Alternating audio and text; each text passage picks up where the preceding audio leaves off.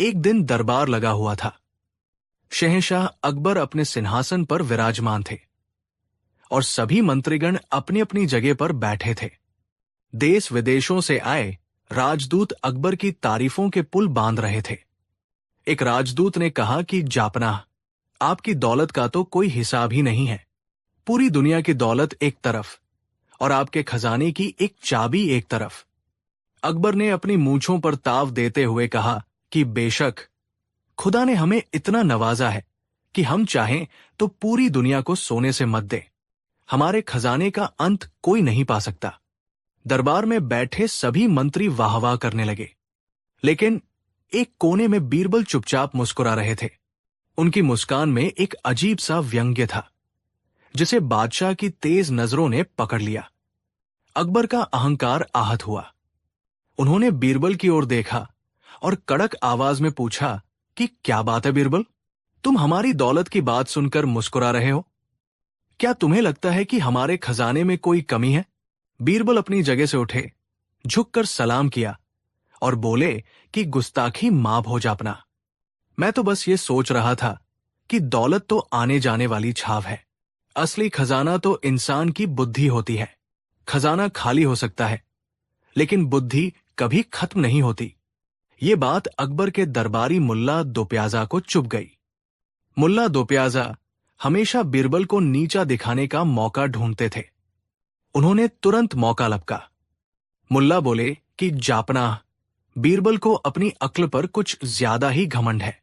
ये आपकी दौलत की तौहीन कर रहे हैं। इन्हें लगता है कि इनकी बुद्धि आपके खजाने से बड़ी है। आज इनका इम्तिहान होना ही चाहिए। अकबर ने भी ठान लिया कि आज बीरबल को यह एहसास दिलाना ही होगा कि बादशाह की दौलत के सामने उनकी होशियारी कुछ भी नहीं है। माहौल गर्म हो चुका था। अकबर ने बीरबल की तरफ एक चुनौती भरा हाथ बढ़ाया। अकबर बोले कि बीरबल, तुम्हें अपनी बुद्धिमानी पर बहुत नाज है ना? ठीक है, आज हम तुम्हें एक मौका देते हैं। तुम हमारे खजाने से जो चाहो मांग लो। हीरे, मोती, जागीरे, जो भी तुम मांगोगे तुम्हें मिलेगा।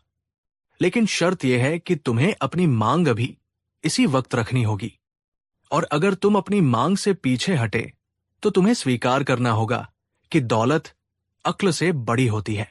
बीरबल जानते थे कि ये एक जाल है। अगर वो बहुत ज्यादा मांगते तो लालची कहलाते, अगर कम मांगते तो मुल्ला दोप्याजा उनका मजाक उड़ाते। तभी मुल्ला दोप्याजा अपनी जगह से उठे। उनके हाथ में शाही भोज की एक थाली थी, जिसमें पुलाव सजा हुआ था। मुल्ला ने व्यंग्य करते हुए उस पुलाव में से एक चावल का दाना उठाया। मुल्ला हंसते हुए बोले कि जापनाह, बीरबल शायद आपकी शान से डर गए हैं। इनकी औकात तो बस इस एक चावल के दाने जितनी है। क्यों बीरबल, क्या तुम बादशाह से ये एक चावल का दाना मांगने की हिम्मत रखते हो? पूरा दरबार ठहाकों से गूंज उठा। बीरबल का ये अपमान सबके सामने हो रहा था। एक वजीर को चावल के एक दाने के बराबर बताया जा रहा था, लेकिन बीरबल का चेहरा शांत था।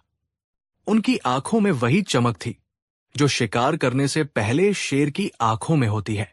बीरबल आगे बढ़े और बोले कि मुल्ला जी, आपने बहुत पते की बात कही। कभी कभी एक छोटी सी चीज की कीमत हम समझ नहीं पाते। जापना, मुझे आपकी अशर्फिया नहीं चाहिए, मुझे जागीरें नहीं चाहिए। मुझे मुल्ला जी का ये प्रस्ताव मंजूर है। अकबर हैरान रह गए और पूछा कि क्या मतलब बीरबल? बीरबल बोले कि महाराज, मुझे इनाम में सिर्फ चावल का ये एक दाना चाहिए। अकबर को गुस्सा आ गया। उन्होंने कहा कि ये हमारा अपमान है बीरबल। हम तुम्हें खजाना देने को तैयार हैं और तुम एक दाना मांग रहे हो। बीरबल ने हाथ जोड़े और कहा कि नहीं हुजूर, मेरी पूरी बात सुनिए। मुझे आज चावल का एक दाना चाहिए, लेकिन मेरी एक शर्त है। ये इनाम मुझे शतरंज के खानों के हिसाब से चाहिए। सब हैरान हो गए कि शतरंज के खाने? बीरबल ने समझाया कि जी हुजूर, शतरंज में 64 खाने होते हैं।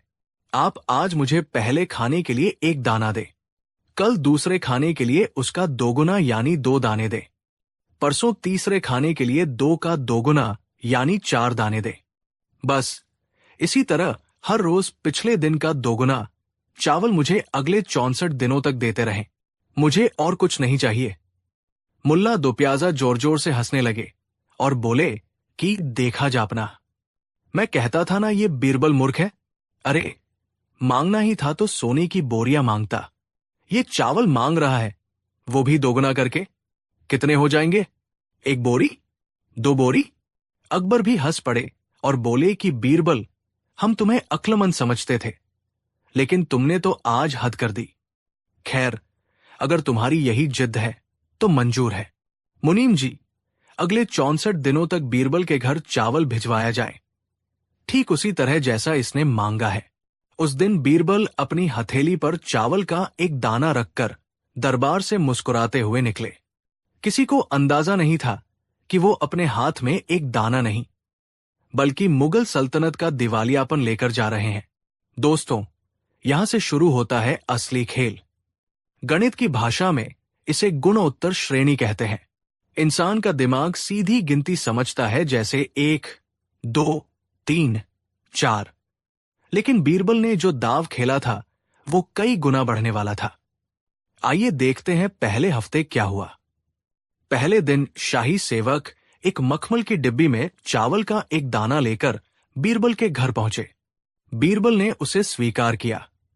दूसरे दिन 1 का दोगुना यानी 2 दाने। तीसरे दिन 4 दाने। चौथे दिन 8 दाने। 5वें दिन 16 दाने। छठे दिन 32 दाने और 7वें दिन 64 दाने। 1 हफ्ता बीत गया। 64 चावल के दाने मुश्किल से 1 चम्मच भी नहीं भरते। दरबार में मुल्ला दोप्याजा रोज बीरबल का मजाक उड़ाते कि अरे बीरबल, क्या उन 64 दानों की खिचड़ी बना ली या अभी और जमा कर रहे हो? बीरबल सिर्फ मुस्कुराते और कहते कि सबर का फल मीठा होता है मुल्ला जी, और चावल का फल तो और भी भारी होता है। 10वां दिन आ गया। 10वें दिन चावल के दानों की संख्या थी 512। अभी भी ये मात्रा एक मुट्ठी से कम थी। अकबर भी अब इस बात को भूल चुके थे। उन्हें लगा ये कोई छोटा मोटा दान है जो अपने आप खत्म हो जाएगा। लेकिन गणित अपना काम खामोशी से कर रहा था। समस्या शुरू हुई 20वें दिन के आसपास। क्या आप अंदाजा लगा सकते हैं कि 20वें दिन कितने दाने हुए? संख्या थी 5,24,000 दाने। ये लगभग 10 से 12 किलो चावल के बराबर था। अब सेवक डिब्बी में नहीं, बल्कि एक छोटी बोरी में चावल लेकर बीरबल के घर जाने लगे। मुल्ला दोप्याजा की हंसी थोड़ी कम हो गई थी, लेकिन चिंता अभी शुरू नहीं हुई थी। उन्हें लगा कि चलो 10 से 12 किलो चावल ही तो है, बादशाह के गोदाम में तो हजारों टन अनाज पड़ा है। कहानी में असली मोड़ आया 30वें दिन। 1 महीना बीत चुका था और अब जो डबल होने का खेल था वो खतरनाक हो चुका था। 30वें दिन चावल के दानों की संख्या करोड़ों में पहुंच चुकी थी। संख्या थी लगभग 53 करोड़ दाने। वजन में देखें तो ये करीब 15,000 किलो या 15 टन चावल था। अब सेवकों की लाइन लग गई थी। बैलगाड़ियां भर भर कर बीरबल के घर चावल जाने लगा। अकबर के गोदाम का मैनेजर घबराया हुआ दरबार में आया। मैनेजर ने कहा कि जापना, गजब हो गया। अकबर ने पूछा कि क्या हुआ, क्यों शोर मचा रहे हो? मैनेजर बोला कि हुजूर, बीरबल के चावल वो खत्म ही नहीं हो रहे। आज 30वां दिन है और हमें 15 बैलगाड़ियां भरकर चावल भेजना पड़ा है। अकबर हैरान रह गए। उन्होंने कहा कि क्या 15 बैलगाड़ियां? लेकिन शुरू तो एक दाने से हुआ था। बीरबल दरबार में मौजूद थे। उन्होंने कहा कि महाराज, अभी तो खेल आधा ही हुआ है, अभी तो 34 खाने बाकी है। अकबर को लगा कि शायद मुनीम से कोई गलती हुई है। उन्होंने गणितज्ञों को बुलाया और कहा कि हिसाब लगाओ। अगर हम इसी तरह चावल दोगुना करते रहे तो 64वें दिन तक कितना चावल देना पड़ेगा? शाही गणितज्ञ कागज कलम लेकर बैठे। वे गणना करते गए। उनके माथे पर पसीना आने लगा, हाथ कांपने लगे। 1 घंटे बाद मुख्य गणितज्ञ कांपते हुए अकबर के पास आया। उसने अपनी पगड़ी उतारकर अकबर के कदमों में रख दी। गणितज्ञ बोला कि माफ करे जापना, हम बर्बाद हो गए। अकबर ने पूछा कि साफ साफ बताओ, कितना चावल? गणितज्ञ ने जो जवाब दिया उसे सुनकर अकबर के पैरों तले जमीन खिसक गई। गणितज्ञ बोला कि महाराज, 64वें दिन तक हमें जो कुल चावल देना होगा उसकी संख्या है 18 क्विंटिलियन। अकबर चिल्लाए कि इसका क्या मतलब है, ये कितना होता है? गणितज्ञ ने समझाया कि जापना, इसका मतलब है कि अगर हम पूरी पृथ्वी को चावल के खेतों में बदल दें, सारे समुद्र सुखाकर वहां भी चावल उगाएं, और ऐसा हम अगले 100 साल तक करते रहें, तब जाकर इतना चावल पैदा होगा। आपके खजाने में तो क्या, पूरी दुनिया में इतना चावल नहीं है। दरबार में सन्नाटा छा गया। सुई गिरने की भी आवाज सुनी जा सकती थी। मुल्ला दोप्याजा का चेहरा पीला पड़ चुका था। जिस एक दाने का उन्होंने मजाक उड़ाया था वो अब एक पहाड़ बनकर उनके ऊपर गिरने वाला था। अकबर समझ गए कि वो हार चुके हैं। उन्होंने अनजाने में एक ऐसा वादा कर दिया था जिसे पूरा करना नामुमकिन था। अगर वो वादा तोड़ते तो रघुकुल की रीत और मुगलिया शान के खिलाफ होता, और अगर वादा निभाते तो सल्तनत बिक जाती। अकबर अपनी गद्दी से उतरे और बीरबल के पास आए। अकबर ने कहा कि बीरबल, तुम वाकई जादूगर हो या शैतान?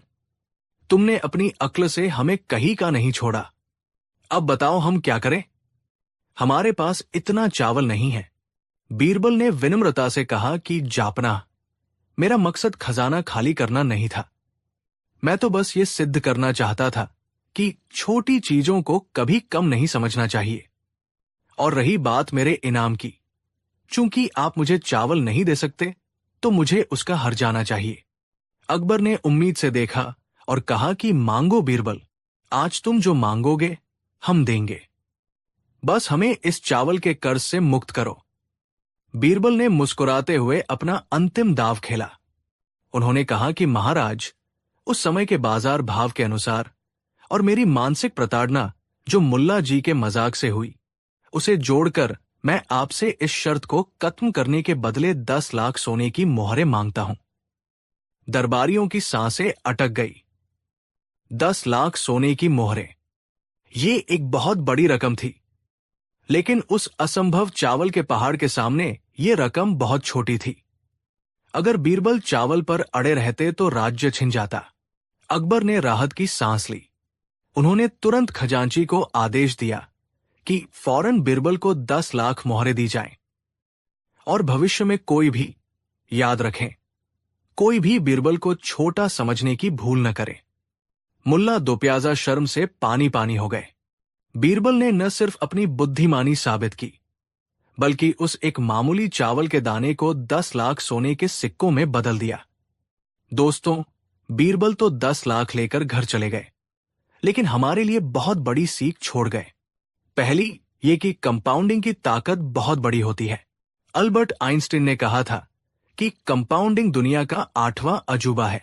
बीरबल ये बात सदियों पहले जानते थे। अगर आप अपनी कमाई का छोटा सा हिस्सा भी रोज निवेश करें और उसे बढ़ने दे तो लंबे समय में वो आपको करोड़पति बना सकता है। दूसरी बात, किसी को कम मत समझो। मुल्ला दोप्याजा ने चावल के एक दाने को बेकार समझा। हमें भी जीवन में छोटी छोटी आदतों, छोटे छोटे लोगों या छोटी बचत को कभी इग्नोर नहीं करना चाहिए।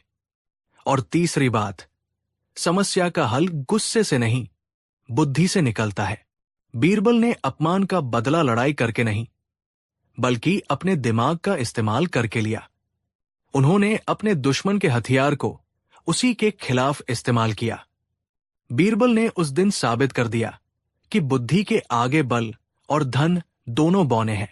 तो दोस्तों, ये थी वो अद्भुत कहानी जब एक चावल का दाना 10 लाख का बन गया। आपको बीरबल की ये चतुराई कैसी लगी? अगर आप बीरबल की जगह होते तो क्या मांगते? नीचे कमेंट करके जरूर बताएं। इस वीडियो को बनाने में हमने बहुत मेहनत की है, उस दौर के गणित और इतिहास को खंगाला है। अगर आपको ये कहानी पसंद आई हो तो इसे लाइक करना न भूलें। अपने दोस्तों के साथ शेयर करें ताकि वो भी कंपाउंडिंग का जादू समझ सकें। और हां, ऐसी ही और ऐतिहासिक और रोमांचक कहानियों के लिए हमारे चैनल को अभी सब्सक्राइब करें और बेल आइकन दबाएं। मैं मिलूंगा आपसे अगली वीडियो में एक और नई पहेली और एक नई कहानी के साथ। तब तक के लिए खुश रहिए और अपनी बुद्धि का इस्तेमाल करते रहिए। जय हिंद। कहानी 2। आगरा के पास एक छोटा सा गांव था। उस गांव में रामू नाम का एक लकड़हारा रहता था। रामू की दुनिया बहुत छोटी थी। एक टूटी फूटी झोपड़ी, एक बूढ़ी बीमार मां और 2 छोटे बच्चे। रामू का रोज का नियम था सूरज निकलने से पहले उठना, अपनी पुरानी कुल्हाड़ी को कंधे पर रखना और घने जंगल की ओर निकल जाना। वो दिन भर कड़ी धूप में लकड़ियां काटता, पसीने से तरबतर होता और शाम को उन लकड़ियों को बाजार में बेचकर जो थोड़े बहुत पैसे मिलते उनसे आटा दाल खरीदकर घर लौटता। कई बार ऐसा होता था कि रामू खुद भूखा सो जाता ताकि उसके बच्चों को भरपेट खाना मिल सके। गरीबी उसके घर की दीवारों में सीलन की तरह समा गई थी। लेकिन रामू ने कभी बेईमानी का रास्ता नहीं चुना। वो मानता था कि मेहनत की रोटी में जो स्वाद है वो चोरी के पकवानों में नहीं। उसी शहर में एक बहुत बड़ा सेठ रहता था जिसका नाम था गिरधारी लाल। गिरधारी लाल शहर का सबसे अमीर व्यापारी था। उसका घर महल जैसा था। नौकर चाकर आगे पीछे घूमते थे और उसकी उंगलियां हमेशा सोने की अंगूठियों से लदी रहती थी। लेकिन गिरधारी लाल जितना अमीर था उतना ही बड़ा कंजूस और मक्कार भी था। उसकी नजर हमेशा दूसरों की जेब पर रहती थी। वो मजदूरों के पैसे मार लेता और अपने मुनाफे के लिए किसी भी हद तक गिर सकता था। शहर के लोग उसकी पीठ पीछे उसे खून चूसने वाला सेठ कहते थे, लेकिन उसके सामने बोलने की हिम्मत किसी में नहीं थी। एक दिन की बात है। गर्मियों का मौसम था और दोपहर की धूप आग बरसा रही थी। रामू जंगल में लकड़ियां काट रहा था। प्यास के मारे उसका गला सूख रहा था। वो पानी पीने के लिए नदी की ओर बढ़ा। जैसे ही वो नदी किनारे झुका, उसकी नजर एक झाड़ी के पास पड़ी एक मखमली थैली पर गई। वो थैली बहुत ही सुंदर थी और लाल रंग के रेशमी कपड़े से बनी थी। रामू ने उसे उठाया। थैली भारी थी। जैसे ही उसने थैली खोली, उसकी आंखें फटी की फटी रह गई। थैली के अंदर सोने की मोहरें भरी हुई थी। इतनी दौलत रामू ने अपनी 7 पुश्तों में नहीं देखी थी। उसका दिल जोर जोर से धड़कने लगा। एक पल के लिए उसके मन में ख्याल आया कि अगर वह ये थैली रख ले तो उसकी सारी गरीबी दूर हो जाएगी, उसकी मां का इलाज हो जाएगा, बच्चे अच्छे कपड़े पहनेंगे और उसे कभी कड़ी धूप में लकड़ी नहीं काटनी पड़ेगी। शैतान उसके कान में फुसफुसा रहा था कि रख ले रामू, इसे भगवान का प्रसाद समझ कर रख ले, किसी को पता नहीं चलेगा। लेकिन तभी उसे अपने पिताजी की कही बात याद आ गई। बेटा, हराम की दौलत कभी सुख नहीं देती, वो अपने साथ विनाश लेकर आती है। रामू ने थैली का मुंह बंद किया। उसने सोचा कि ये थैली जिसकी भी है वो अभी बहुत परेशान होगा। हो सकता है ये किसी की जीवन भर की कमाई हो। मुझे इसे इसके मालिक तक पहुंचाना चाहिए। रामू ने लकड़ियां वहीं छोड़ी और थैली लेकर शहर की ओर चल पड़ा। शहर के मुख्य बाजार में पहुंचकर उसने देखा कि एक बड़ी भीड़ जमा है और बीच में सेठ गिरधारी लाल खड़ा होकर चिल्ला रहा है। वो अपना सिर पीट रहा था और रोने का नाटक कर रहा था। गिरधारी लाल चिल्ला रहा था कि हाय, मैं लुट गया, मेरी सोने की मोहरों से भरी थैली कहीं गिर गई। जो कोई भी मेरी थैली ढूंढकर लाएगा, मैं उसे 100 सोने की मोहरें इनाम में दूंगा। ये मेरा वादा है, 100 सोने की मोहरें। रामू भीड़ को चीरता हुआ आगे बढ़ा। उसने अपनी फटी हुई धोती संभाली और डरते डरते सेठ के पास पहुंचा। रामू ने कहा कि सेठ जी, क्या ये थैली आपकी है? मुझे ये जंगल में नदी के किनारे मिली थी। गिरधारी लाल ने थैली देखी और झपटकर रामू के हाथ से छीन ली। उसने जल्दी जल्दी थैली खोली और मोहरें गिनने लगा। उसके चेहरे पर खुशी की लहर दौड़ गई। थैली मिल गई थी, लेकिन अगले ही पल गिरधारी लाल के चेहरे पर उसकी फितरती मक्कारी आ गई। उसने सोचा, थैली तो मिल गई, अब इस फटेहा लकड़हारे को 100 मोहरें इनाम में क्यों दूं? 100 मोहरें तो बहुत होती है, इसे कुछ नहीं दूंगा, लेकिन भीड़ के सामने वादा किया है तो कुछ ऐसा करना होगा कि सांप भी मर जाए और लाठी भी न टूटे। गिरधारी लाल ने थैली अपनी जेब में रखी और रामू को घूर कर देखा। फिर वो जोर से चिल्लाया कि अरे ओ चोर, तूने इसमें से मोहरें निकाल ली? रामू हक्का बक्का रह गया। उसने हाथ जोड़कर कहा कि नहीं मालिक, मैंने तो थैली खोली तक नहीं। मुझे जैसी मिली थी वैसे ही लेकर आ गया। मैं गरीब जरूर हूं पर चोर नहीं। गिरधारी लाल ने भीड़ की तरफ देखकर नाटक शुरू किया। उसने कहा कि भाइयों, देखो इस आदमी की हिमाकत। मेरी थैली में पूरे 1000 सोने की मोहरें थी और अब इसमें सिर्फ 900 मोहरें हैं। इस बेईमान लकड़हारे ने इनाम के लालच में थैली तो वापस की, लेकिन पहले ही उसमें से 100 मोहरें चुरा ली और अब ये मुझसे इनाम मांग रहा है। अरे, तूने जो 100 मोहरें चुराई है वही तेरा इनाम है। चल भाग यहां से, वरना कोतवाल को बुलाकर तुझे जेल भिजवा दूंगा। रामू की आंखों में आंसू आ गए। वो गिड़गिड़ाने लगा कि सेठ जी, आप ऐसा मत कहिए। मैं कसम खाता हूं, मैंने एक भी मोहर नहीं छुई। आप तो बड़े आदमी हैं, गरीबों पर ऐसा इल्जाम मत लगाइए। मैंने आपकी मदद की और आप मुझे ही चोर बना रहे हैं। भीड़ में से कुछ लोगों को रामू पर तरस आ रहा था, क्योंकि वे रामू की ईमानदारी को जानते थे।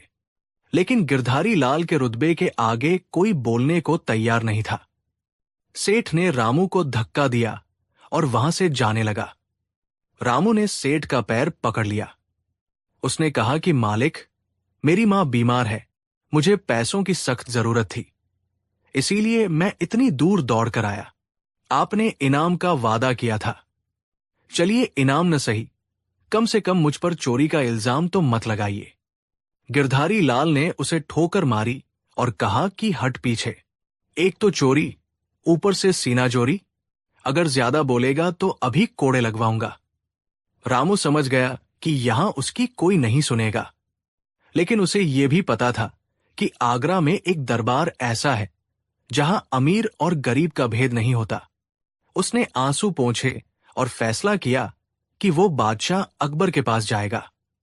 अगले दिन बादशाह अकबर का दरबार लगा हुआ था। दरबार खचाखच भरा था। मंत्रियों, सलाहकारों और जनता की भीड़ के बीच रामू लकड़हारा कांपते हुए हाजिर हुआ। उसकी हालत देखकर अकबर का दिल पसीज गया। अकबर ने पूछा कि क्या समस्या है लकड़हारे? तुम इतने परेशान क्यों हो? रामू ने रोते हुए सारी कहानी बयां कर दी। उसने बताया कि कैसे उसे थैली मिली, कैसे उसने सेठ को लौटाई और कैसे सेठ ने उसे इनाम देने के बजाय चोर साबित कर दिया। रामू ने कहा कि जापना, मुझे इनाम नहीं चाहिए, मुझे बस अपना खोया हुआ सम्मान चाहिए। ये सेठ मुझे पूरे शहर में चोर कह रहा है। अकबर ने फौरन सिपाहियों को भेजा और सेठ गिरधारी लाल को दरबार में पेश होने का हुक्म दिया। थोड़ी देर में गिरधारी लाल दरबार में हाजिर हुआ। वो महंगे कपड़े पहने हुए था और उसके चेहरे पर रत्ती भर भी डर नहीं था। उसे अपनी दौलत और झूठ पर पूरा भरोसा था। अकबर ने कड़क आवाज में पूछा कि सेठ गिरधारी लाल, क्या ये लकड़हारा सच बोल रहा है? क्या तुमने इसे इनाम देने का वादा किया था? गिरधारी लाल ने झुककर सलाम किया और अपनी झूठी कहानी शुरू की। उसने कहा कि जहांपनाह, ये आदमी महाझूठा है।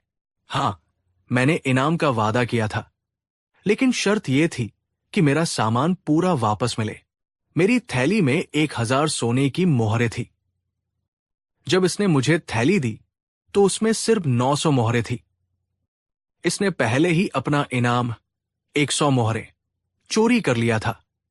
अब आप ही बताइए, जो पहले ही चोरी कर चुका हो उसे मैं दोबारा इनाम क्यों दूं? ये तो मुझे लूटने की कोशिश कर रहा है। अकबर सोच में पड़ गए। मामला पेचीदा था। एक तरफ एक गरीब लकड़हारा था जिसके पास अपनी ईमानदारी के सिवाय कोई गवाह नहीं था। दूसरी तरफ एक अमीर व्यापारी था जो दावा कर रहा था कि उसके पैसे कम हैं। कोई लिखित सबूत नहीं था, कोई चश्मदीद गवाह नहीं था। यह सिर्फ उसकी बात बनाम इसकी बात का मामला था। अकबर ने दरबार की ओर देखा और पूछा कि क्या कोई इस मामले को सुलझा सकता है? क्या कोई बता सकता है कि सच कौन बोल रहा है? दरबार में सन्नाटा छा गया। किसी के पास कोई सबूत नहीं था। तब अकबर ने अपनी आखिरी उम्मीद बीरबल की ओर देखा। बीरबल, जो अब तक शांति से बैठे सबकी बातें सुन रहे थे, अपनी जगह से उठे। उनकी आंखों में एक चमक थी। वे समझ चुके थे कि खेल कहाँ खेला जा रहा है। बीरबल ने बादशाह से कहा कि जापना, ये मामला बहुत गंभीर है। मुझे दोनों पक्षों से कुछ सवाल पूछने की इजाजत दी जाए। अकबर ने कहा कि इजाजत है। बीरबल सबसे पहले रामू के पास गए। उन्होंने उसकी आंखों में आंखें डालकर पूछा कि रामू, सच सच बताओ, जब तुमने थैली खोली तो क्या तुमने मोहरें गिनी थी? रामू ने कांपते हुए कहा कि नहीं सरकार, मैंने थैली खोली जरूर थी, लेकिन मोहरें देखकर मैं घबरा गया। मैंने उन्हें गिना नहीं। मैंने बस थैली बंद की और सेठ जी के पास चला गया। बीरबल ने फिर पूछा कि क्या जंगल में तुम्हें कोई और देख रहा था? रामू ने कहा कि नहीं सरकार, वहां दूर दूर तक कोई नहीं था। इसके बाद बीरबल सेठ गिरधारी लाल के पास गए। बीरबल ने मुस्कुराते हुए पूछा कि सेठ जी, आप बहुत बड़े व्यापारी हैं। आपको तो अपने पैसों का हिसाब पक्का याद होगा। क्या आपको पूरा यकीन है कि थैली में 1000 मोहरें ही थी? गिरधारी लाल ने आत्मविश्वास से कहा कि बिल्कुल बीरबल जी, मैं अपनी एक एक पाई का हिसाब रखता हूं।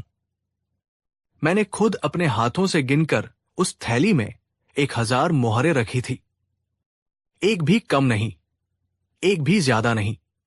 बीरबल ने फिर पूछा कि और जब रामू ने आपको थैली दी तो आपने तुरंत मोहरें गिनी?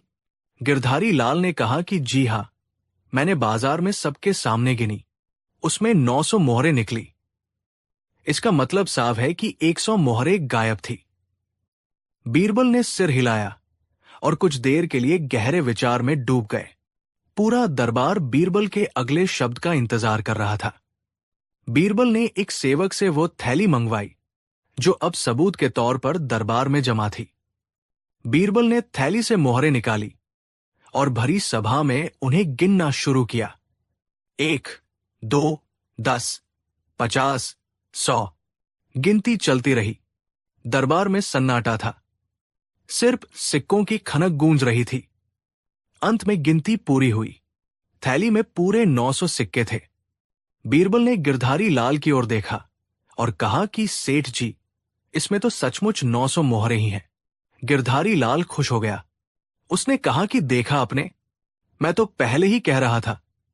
मेरा दावा सच्चा है। इस लकड़हारे ने 100 मोहरें चुरा ली है। इसे सजा दीजिए और मेरे पैसे वापस दिलवाइए। बीरबल ने अब बादशाह अकबर की ओर देखा और कहा कि जापना, मामला अब बिल्कुल साफ है। दूध का दूध और पानी का पानी हो चुका है। मेरा फैसला तैयार है। अकबर ने उत्सुकता से पूछा कि क्या फैसला है बीरबल? कौन दोषी है? बीरबल ने दरबार के बीचों बीच खड़े होकर अपनी तेज आवाज में ऐलान किया। उन्होंने कहा कि जापना, सेठ गिरधारी लाल एक प्रतिष्ठित और अमीर व्यापारी है। इनका कहना है कि इनकी खोई हुई थैली में 1000 सोने की मोहरें थी। इन्होंने खुद गिनकर रखी थी और इन्हें अपनी गिनती पर पूरा भरोसा है। दूसरी तरफ ये लकड़हारा रामू है। इसने जो थैली ढूंढी है उसमें सिर्फ 900 मोहरें हैं। बीरबल ने एक नाटकीय ठहराव लिया और फिर गिरधारी लाल की आंखों में देखते हुए कहा कि इसका सीधा सा मतलब यह है कि रामू को जो थैली मिली है वो सेठ गिरधारी लाल की थैली ही नहीं। ये सुनते ही गिरधारी लाल के होश उड़ गए। वो हकलाते हुए बोला कि क्या, ये आप क्या कह रहे हैं? ये थैली मेरी है। ये लाल रंग, ये रेशमी कपड़ा, ये सब मेरा है। बीरबल ने उसे बीच में ही रोक दिया और अपनी तार्किक जाल, लॉजिक ट्रैप को कस दिया। बीरबल ने कहा कि सेठ जी, आप अपनी जुबान से मुकर नहीं सकते। आपने अभी बादशाह के सामने कसम खाकर कहा था कि आपकी थैली में 1000 मोहरें थी और इस थैली में 900 मोहरें हैं। अगर रामू चोर होता तो वह थैली वापस ही क्यों लाता? और अगर लाता तो पूरी थैली खाली करके कहता कि उसे थैली खाली मिली। कोई चोर 100 मोहरे चुराकर 900 मोहरे वापस करने का जोखिम क्यों उठाएगा? बीरबल ने मुस्कुराते हुए आगे कहा कि इसलिए तर्क यही कहता है कि किसी और व्यक्ति की थैली खोई होगी जिसमें 900 मोहरे थी और रामू को वो मिल गई। आपकी 1000 मोहरों वाली थैली अभी भी कहीं जंगल में पड़ी होगी। हम सिपाहियों को आपकी थैली ढूंढने के लिए भेजेंगे। तब तक चूंकि इस 900 मोहरों वाली थैली का कोई दावेदार नहीं है और रामू ने इसे ईमानदारी से दरबार में पेश किया है, तो शाही कानून के मुताबिक लावारिस मिली हुई संपत्ति का एक हिस्सा खोजने वाले को दिया जाता है। बीरबल ने बादशाह की ओर मुड़कर अपना अंतिम प्रहार किया। उन्होंने कहा कि जहांपनाह, मेरा फैसला यह है कि यह थैली सेठ गिरधारी लाल की नहीं है। यह थैली शाही खजाने में जमा की जाए, और चूंकि सेठ जी की थैली अभी मिली नहीं है तो उन्हें इंतजार करना होगा, और रामू की ईमानदारी के लिए इन 900 मोहरों में से 100 मोहरे रामू को इनाम के तौर पर दी जाएं, और बाकी 800 मोहरे खजाने में जमा हो जब तक कि इनका असली मालिक, जिसकी 900 मोहरे खोई थी, नहीं आ जाता। सेठ गिरधारी लाल समझ गया कि वो अपने ही बुने हुए जाल में बुरी तरह फंस चुका है। अपने 100 मोहरे बचाने के चक्कर में वो अब अपनी 900 मोहरे भी खो रहा था। उसका पसीना छूटने लगा। वो घुटनों के बल गिर पड़ा और गिड़गिड़ाने लगा। वो चिल्लाया कि नहीं बीरबल जी, मुझे माफ कर दीजिए, मुझसे गलती हो गई, झूठ बोला था मैंने। मेरी थैली में 900 मोहरे ही थी। मैंने सोचा था कि झूठ बोलकर इनाम के पैसे बचा लूंगा। ये थैली मेरी ही है, रामू ने चोरी नहीं की थी। मैं ही लालची हो गया था। दुहाई है बादशाह की, मेरी जमा पूंजी जब्त मत कीजिए। पूरा दरबार सेठ की इस कबूली को सुनकर हैरान रह गया। रामू, जो अब तक डरा हुआ था, अब राहत की सांस ले रहा था। उसका सच सबके सामने आ चुका था। बादशाह अकबर का चेहरा गुस्से से लाल हो गया। उन्होंने सेठ से कहा कि धिक्कार है तुम पर गिरधारी लाल। एक तो तुमने झूठ बोला, ऊपर से एक गरीब और ईमानदार आदमी पर चोरी का इल्जाम लगाया। तुम्हारी दौलत ने तुम्हें अंधा कर दिया है।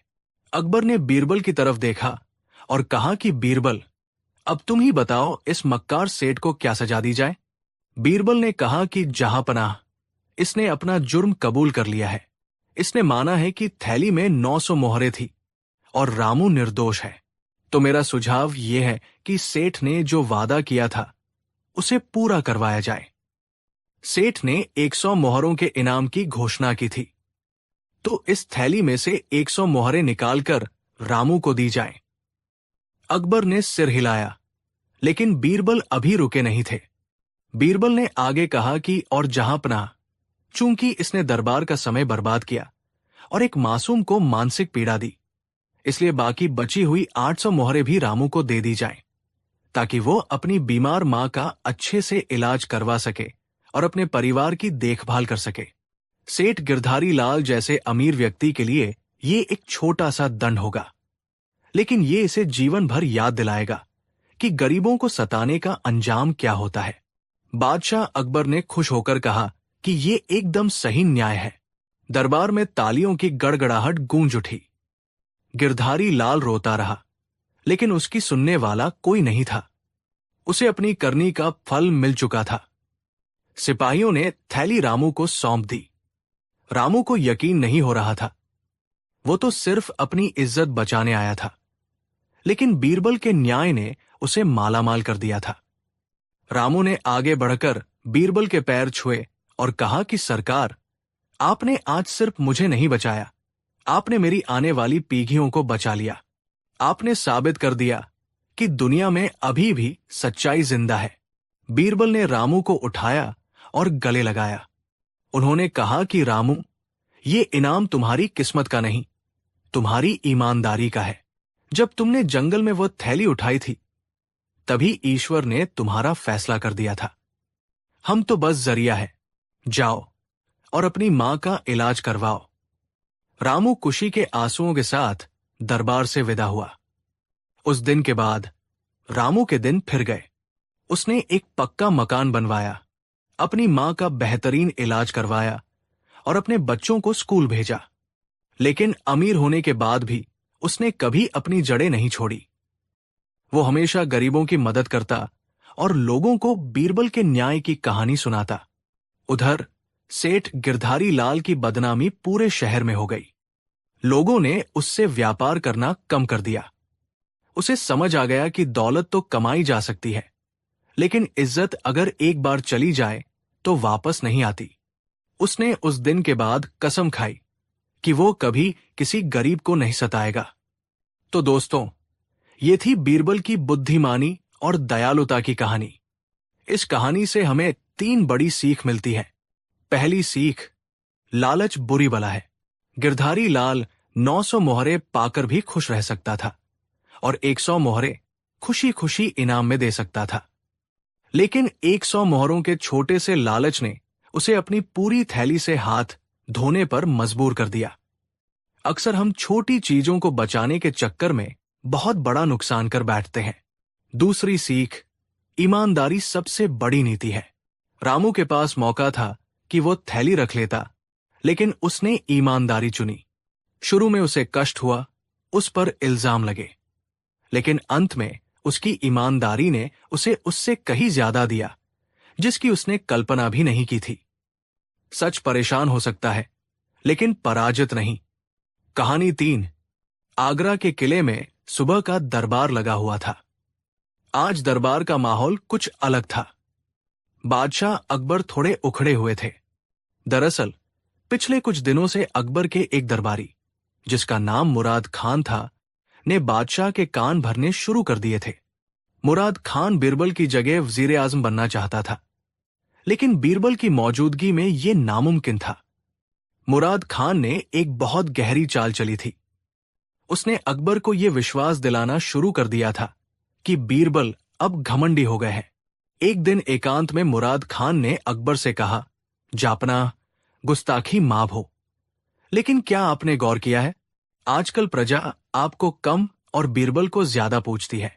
आगरा के बाजार में लोग कहते हैं कि बादशाह तो सिर्फ नाम के हैं, असल सरकार तो बीरबल चलाता है।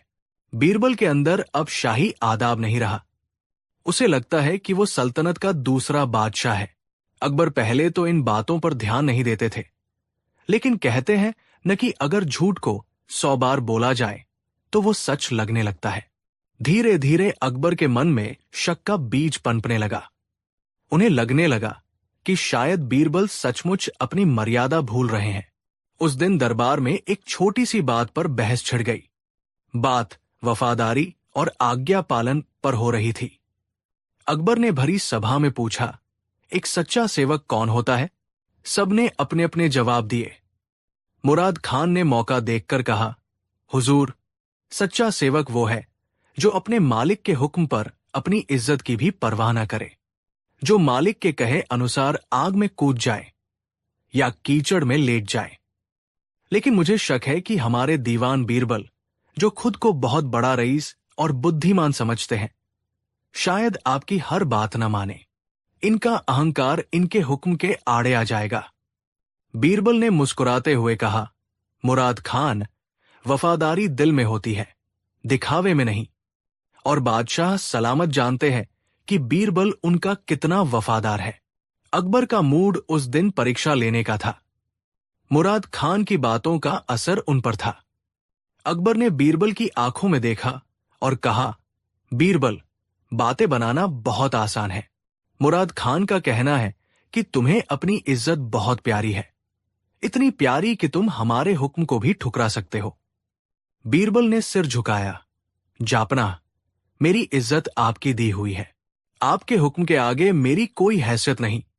तभी मुराद खान ने पासा फेंका। उसने कहा, अगर ऐसी बात है जापना, तो आज दूध का दूध और पानी का पानी हो जाना चाहिए। अगर बीरबल वाकई अपना अहंकार त्याग चुके हैं, तो उन्हें आज एक ऐसी सजा दी जाए जो इनके घमंड को चूर चूर कर दे। अकबर ने पूछा, कैसी सजा? मुराद खान ने शैतानी मुस्कान के साथ कहा, गधे की सवारी। अगर बीरबल आज पूरे आगरा के मुख्य बाजार में गधे पर बैठकर सवारी करें और दरबार तक आए, तो हम मान लेंगे कि ये वाकई बादशाह के सबसे आज्ञाकारी सेवक है। लेकिन मुझे यकीन है बीरबल इनकार कर देंगे, क्योंकि इनके लिए इनकी नाक आपके हुक्म से ज्यादा कीमती है। पूरे दरबार में सन्नाटा छा गया। ये सिर्फ एक चुनौती नहीं थी, ये बीरबल को जलील करने की एक घिनौनी साजिश थी। गधे की सवारी हमेशा चोरों, उचक्कों और अपराधियों को अपमानित करने के लिए दी जाती थी। एक नवरत्न, एक ब्राह्मण और एक वजीर के लिए इससे बड़ी बदनामी कुछ नहीं हो सकती थी। सबकी निगाहें अकबर पर टिकी थी। सबको उम्मीद थी कि बादशाह इस भद्दे मजाक को खारिज कर देंगे।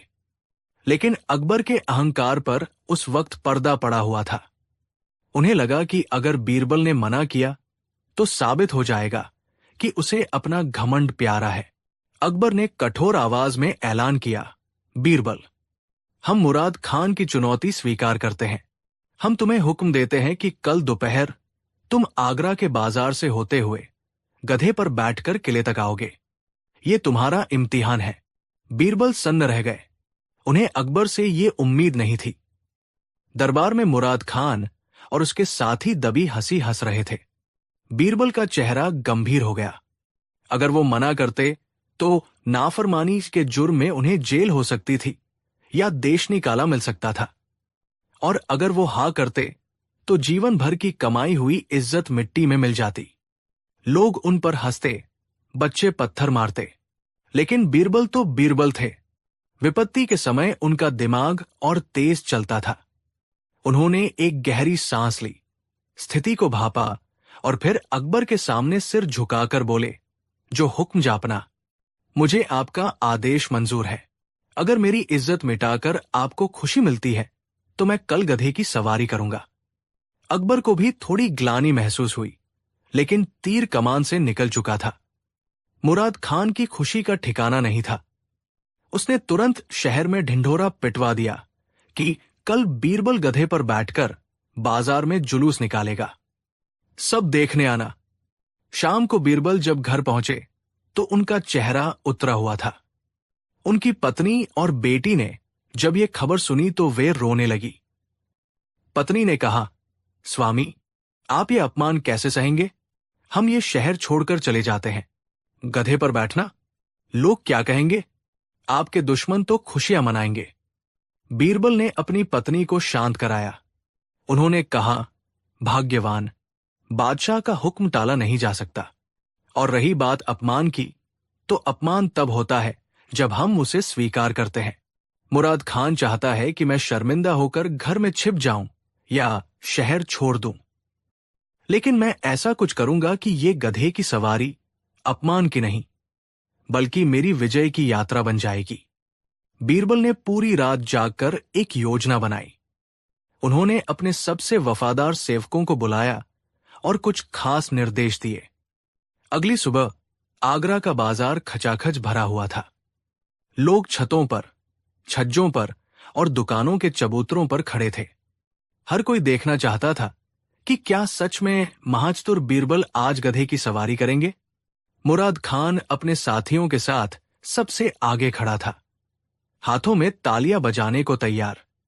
तभी दूर से ढोलनगाड़ों की आवाज सुनाई दी। लोग हैरान थे। गधे की सवारी में ढोलनगाड़े? जैसे ही जुलूस नजदीक आया, लोगों की आंखें फटी की फटी रह गई। बीरबल आ रहे थे, लेकिन वो किसी फटे पुराने कपड़े में नहीं, और न ही किसी मरियल गधे पर। बीरबल ने आज सबसे बेहतरीन रश्मि पोशाक पहनी थी। उनके सिर पर जराऊ पगड़ी थी, गले में मोतियों की माला थी। उन्होंने इत्र लगा रखा था जिसकी खुशबू हवा में तैर रही थी, और जिस गधे पर वो बैठे थे उसे भी मखमल की झूल, कपड़ा से सजाया गया था। गधे के गले में फूलों की माला थी और घुंघरू बंधे थे। लेकिन सबसे चौंकाने वाली बात यह थी कि बीरबल अकेले नहीं थे। बीरबल के पीछे पीछे उनके 50 से ज्यादा सेवक चल रहे थे। वे सेवक बीरबल पर फूलों की बारिश कर रहे थे, पंखा झल रहे थे और जोर जोर से नारे लगा रहे थे। बीरबल महाराज की जय, बादशाह के सबसे प्रिय मंत्री की जय, शाही सवारी आ रही है। बीरबल गधे पर ऐसे बैठे थे जैसे कोई महाराजा अपने हाथी पर बैठता है। उनके चेहरे पर शर्म या दुख का एक कतरा भी नहीं था। वे मुस्कुरा रहे थे, हाथ हिलाकर जनता का अभिवादन कर रहे थे, और जो लोग उन्हें देखने आए थे वे हंसने या मजाक उड़ाने के बजाय हाथ जोड़कर खड़े हो गए। जनता का मनोविज्ञान बदल गया। बीरबल ने अपनी देहभाषा से ये जता दिया था कि ये कोई सजा नहीं, बल्कि एक शाही रस्म है। लोग आपस में बातें करने लगे। अरे भाई, लगता है बादशाह ने बीरबल को कोई विशेष सम्मान दिया है। देखो तो कैसी शान से आ रहे हैं। शायद पुराने जमाने में किसी राजा की ऐसी ही सवारी निकलती होगी। मुराद खान ये नजारा देखकर जल भुन गया। उसने सोचा था कि बीरबल रोते हुए सिर झुकाकर आएगा और लोग उस पर टमाटर फेंकेंगे, लेकिन यहां तो बीरबल हीरो की तरह आ रहे थे। मुराद खान भीड़ को चीरता हुआ बीरबल के गधे के पास पहुंचा। मुराद खान ने चिल्लाकर कहा, ओ बीरबल, शर्म नहीं आती तुझे? बादशाह ने तुझे जलील करने के लिए गधे पर बिठाया है और तू बेशर्मों की तरह हाथ हिला रहा है। तुझे रोना चाहिए, डूब मरना चाहिए। तू गधे पर बैठा है, गधे पर। बीरबल ने गधे को रोका। बाजार में सन्नाटा छा गया। बीरबल ने मुराद खान की आंखों में देखा और ऊंची आवाज में, ताकि सब सुन सकें, कहा, मुराद खान, तुम सिर्फ जानवर को देख रहे हो, उसके ऊपर बैठे इंसान को नहीं। अरे मूर्ख, सवारी गधे की हो या हाथी की, शान उस पर बैठने वाले की होती है। और रही बात बादशाह के हुक्म की, तो सुन। बीरबल ने भीड़ को संबोधित करते हुए कहा, मेरे प्यारे आगरा वासियों, हमारे बादशाह सलामत मुझसे इतना प्रेम करते हैं कि वो नहीं चाहते कि मेरे कोमल पांव इस धूल भरी जमीन पर पड़े। मेरे पास घोड़ा था, पालकी थी, लेकिन बादशाह ने कहा कि बीरबल, तुम सबसे अलग हो, इसलिए तुम्हारी सवारी भी सबसे अलग होनी चाहिए। ये गधा नहीं, ये बादशाह की इनायत है। और जो इंसान बादशाह के दिए हुए तोहफे गधे पर भी शान से बैठ सके, वही असली वजीर है। जनता ने जोर से तालियां बजाई। बीरबल जिंदाबाद के नारे लगने लगे। मुराद खान का दाव उल्टा पड़ चुका था। बीरबल ने अपनी शर्म को गर्व में बदल दिया था। जुलूस धीरे धीरे किले के दरवाजे तक पहुंचा। बादशाह अकबर छज्जे से ये सब देख रहे थे। पहले तो वे हैरान हुए, फिर उन्हें बीरबल की इस अदा पर हंसी आ गई। वे समझ गए कि बीरबल को हराना नामुमकिन है। जब बीरबल दरबार में दाखिल हुए गधे से उतरकर, तो उनका स्वागत किसी अपराधी की तरह नहीं, बल्कि एक विजेता की तरह हुआ। बीरबल ने अकबर को झुककर सलाम किया। अकबर ने अपनी हंसी रोकते हुए पूछा, कहो बीरबल, कैसी रही तुम्हारी सवारी? शहर का नजारा कैसा था? बीरबल ने मुस्कुराते हुए कहा, जापना, सवारी बहुत शानदार थी। दुनिया को ऊपर से देखने का नजारा ही कुछ और है, लेकिन हुजूर, एक छोटी सी शिकायत है। अकबर ने पूछा, क्या शिकायत? बीरबल ने मुराद खान की तरफ इशारा करते हुए कहा, हुजूर, आपने मुझे तो सवारी दे दी, लेकिन मेरे साथी मुराद खान को पैदल ही छोड़ दिया। पूरे रास्ते ये मेरे गधे के साथ साथ पैदल भागते रहे। लोग पूछ रहे थे कि गधे के ऊपर वाला तो समझदार है, लेकिन गधे के साथ पैदल चलने वाला कौन है? मुझे बड़ा बुरा लगा कि शाही वजीर होकर इन्हें पैदल चलना पड़ा। पूरा दरबार ठहाकों से गूंज उठा। बीरबल ने बातों ही बातों में मुराद खान को गधे से भी नीचे पैदल चलने वाला सेवक बता दिया था। अकबर भी अपनी हंसी नहीं रोक पाए। अकबर अपनी गद्दी से उठे और बीरबल के पास आए। उन्होंने बीरबल को गले लगा लिया और अपनी मोतियों की माला उतारकर बीरबल को पहना दी। अकबर ने कहा, बीरबल, हमने तुम्हारी परीक्षा लेने की गलती की थी। हम भूल गए थे कि हीरा कीचड़ में गिरने के बाद भी हीरा ही रहता है। तुमने आज साबित कर दिया कि सम्मान किसी वाहन या पद का मोहताज नहीं होता, वो इंसान के चरित्र और आत्मविश्वास में होता है। तुमने गधे की सवारी को भी शाही सवारी बना दिया। फिर अकबर ने मुराद खान की तरफ देखा, जो शर्म से जमीन में गड़ा जा रहा था।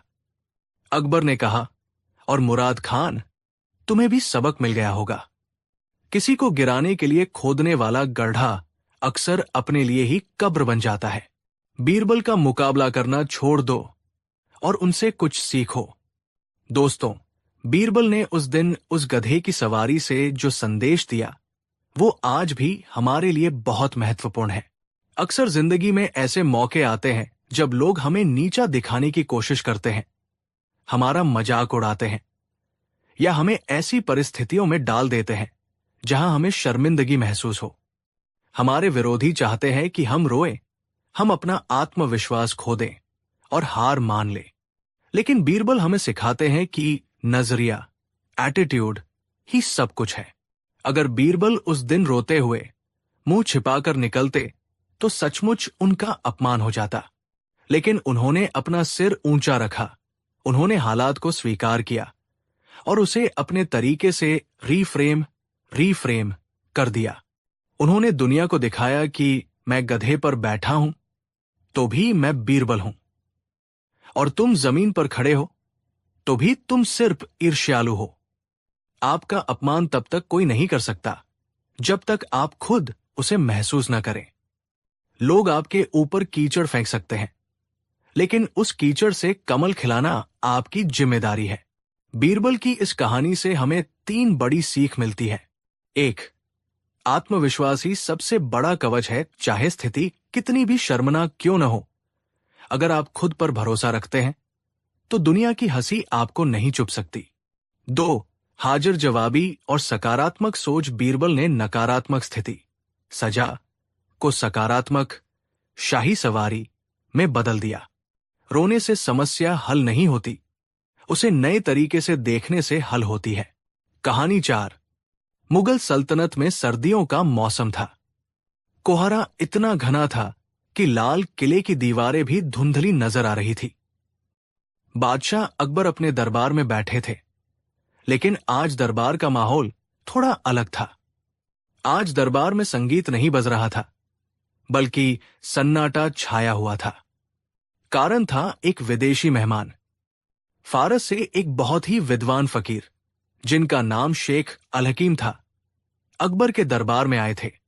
शेख अल-हकीम की बुद्धिमानी के किस्से पूरी दुनिया में मशहूर थे।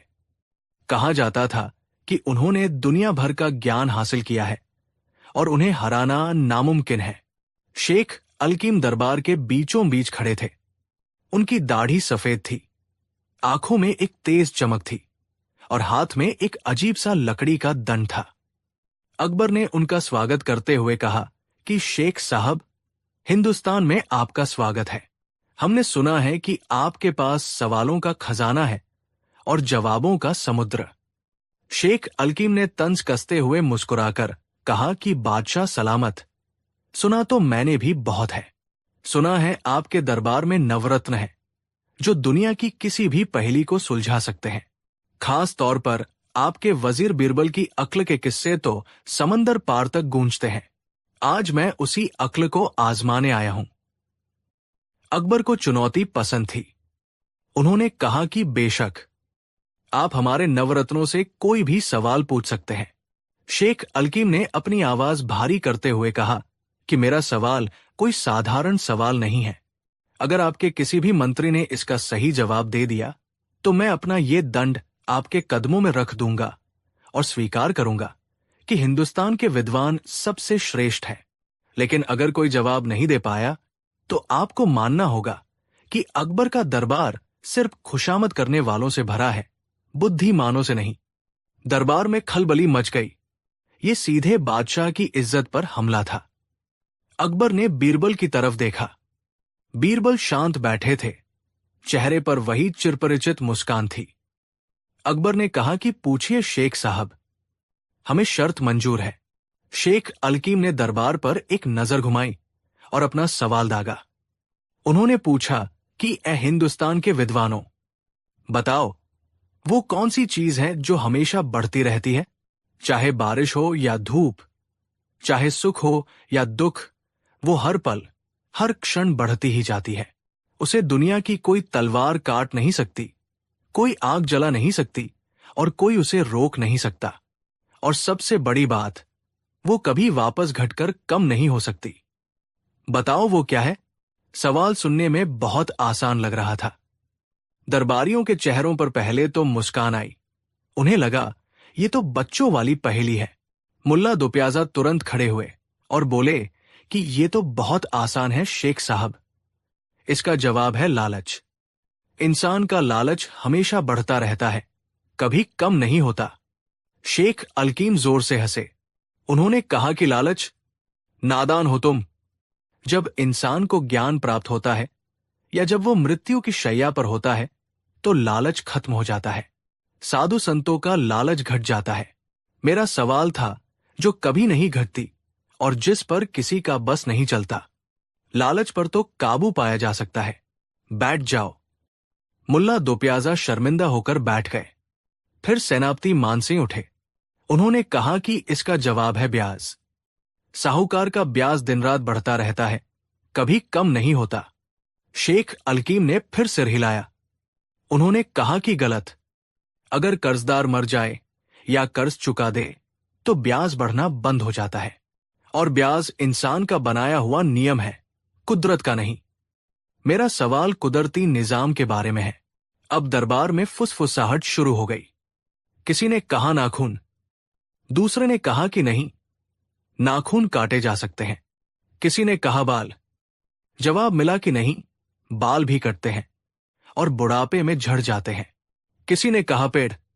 जवाब आया कि पेड़ भी एक समय के बाद बढ़ना बंद कर देते हैं और सूख जाते हैं। एक एक करके सभी दरबारियों ने अपने तीर चलाए, लेकिन सब निशाने से चूक गए। शेख अलकीम के चेहरे पर विजय की मुस्कान गहरी होती जा रही थी।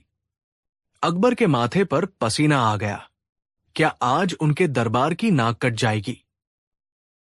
अकबर ने अंत में बीरबल की ओर देखा और कहा कि बीरबल, अब तुम ही हमारी लाज बचा सकते हो।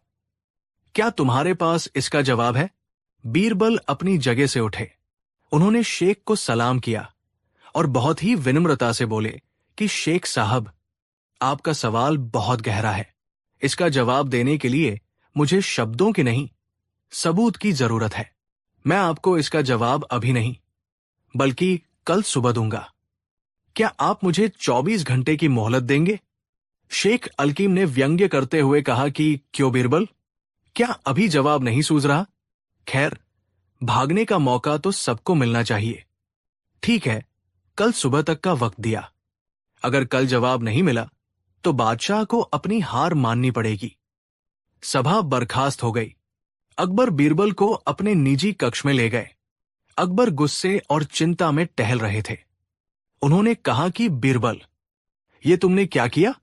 अगर तुम्हें जवाब पता था तो वही दे देते, और अगर नहीं पता तो कल क्या चमत्कार हो जाएगा? वो शेख बहुत घमंडी है, वो हमारा मजाक उड़ाएगा। बीरबल ने शांत भाव से कहा कि जापना, जल्दबाजी में दिया गया जवाब अक्सर कमजोर होता है। वो शेख सिर्फ जवाब नहीं सुनना चाहता, वो हमें गलत साबित करना चाहता है।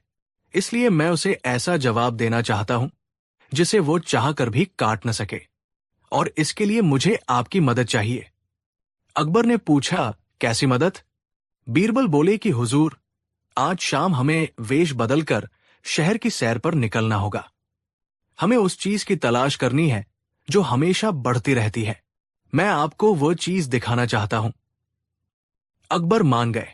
शाम ढलते ही बादशाह और बीरबल ने आम व्यापारियों का वेश धारण किया और आगरा की तंग गलियों में निकल पड़े। सबसे पहले वे बाजार में एक सेठ की दुकान पर रुके। वो सेठ अपनी तिजोरी में सिक्के गिन रहा था। उसकी आंखों में एक अजीब सी चमक थी। बीरबल ने अकबर से धीरे से कहा कि महाराज, देखिए इस सेठ को, इसकी दौलत रोज बढ़ रही है। क्या आपको लगता है कि दौलत वह चीज है जो हमेशा बढ़ती रहती है? अकबर ने सोचा और कहा कि शायद हाँ, दौलत से दौलत बढ़ती है। बीरबल ने सिर हिलाया। वे सेठ के पास गए और बोले कि सेठ जी, राम राम। सुना है आपका कारोबार बहुत फैल गया है। सेठ ने दुखी होकर कहा कि काहे का फैल गया भाई? पिछले महीने समुद्री तूफान में मेरा एक जहाज डूब गया, लाखों का नुकसान हो गया। जो बढ़ा था सब घट गया। बीरबल और अकबर वहां से चल दिए। बीरबल ने कहा कि देखिए हुजूर, दौलत बढ़ती है लेकिन वो घट भी सकती है। एक तूफान, एक चोरी या बाजार की मंदी उसे घटा सकती है। तो दौलत शेख के सवाल का जवाब नहीं है। आगे चलते चलते वे एक विद्यालय के पास पहुंचे। वहां एक बहुत ही विद्वान मौलवी साहब बच्चों को पढ़ा रहे थे। अकबर ने कहा कि बीरबल, ज्ञान ज्ञान तो हमेशा बढ़ता रहता है। हम जितना पढ़ते हैं उतना सीखते हैं और ज्ञान को कोई चोर चुरा नहीं सकता। बीरबल मुस्कुराए और कहा कि अच्छा विचार है जापना, चलिए परख लेते हैं। वे मौलवी साहब के पास गए। मौलवी साहब बहुत बूढ़े थे। बीरबल ने पूछा कि मौलाना साहब, क्या आपको वो शेर याद है जो आपने अपनी जवानी में लिखा था? मौलवी साहब ने सिर खुजलाया और कहा कि बेटा, अब याददाश्त कमजोर हो गई है, बुढ़ापा आ गया है ना, बहुत सी बातें भूलने लगा हूं। कल क्या खाया था ये भी याद नहीं रहता। जवानी की बातें तो बहुत दूर की है। वे वहां से भी आगे बढ़ गए। बीरबल ने समझाया कि देखा महाराज, ज्ञान और याददाश्त उम्र के साथ धुंधली पड़ सकती है। बीमारी या बुढ़ापा उसे घटा सकता है। तो ज्ञान भी वो चीज नहीं है जो हमेशा बढ़ती रहे। अकबर अब और ज्यादा उलझन में थे। उन्होंने कहा कि तो फिर क्या है बीरबल? नदी, वो भी गर्मियों में सूख जाती है। इच्छाएं, वे भी मन भरने पर खत्म हो जाती है। आखिर दुनिया में ऐसा क्या है जो सिर्फ बढ़ता है? बीरबल ने कहा कि धैर्य रखिए जापना, जवाब हमारी आंखों के सामने ही है, बस हम उसे देख नहीं पा रहे। चलिए शहर के बाहर श्मशान घाट की ओर चलते हैं। अकबर चौंक गए और पूछा कि श्मशान, वहां क्यों? बीरबल ने कहा कि क्योंकि जीवन के सबसे बड़े सच अक्सर वहीं मिलते हैं। शहर के बाहर एक शांत जगह पर वे पहुंचे। वहां एक तरफ कब्रें थी और दूसरी तरफ कुछ झोपड़ियां। एक झोपड़ी के बाहर एक बेहद बूढ़ा आदमी बैठा आग ताप रहा था। उसके चेहरे पर हजारों झुर्रियां थी, जैसे सूखे हुए पेड़ की छाल हो। उसकी कमर झुक चुकी थी और हाथ कांप रहे थे। बीरबल उस बूढ़े के पास जाकर बैठ गए और अकबर को भी इशारा किया। बीरबल ने पूछा कि बाबा, आपकी उम्र क्या होगी?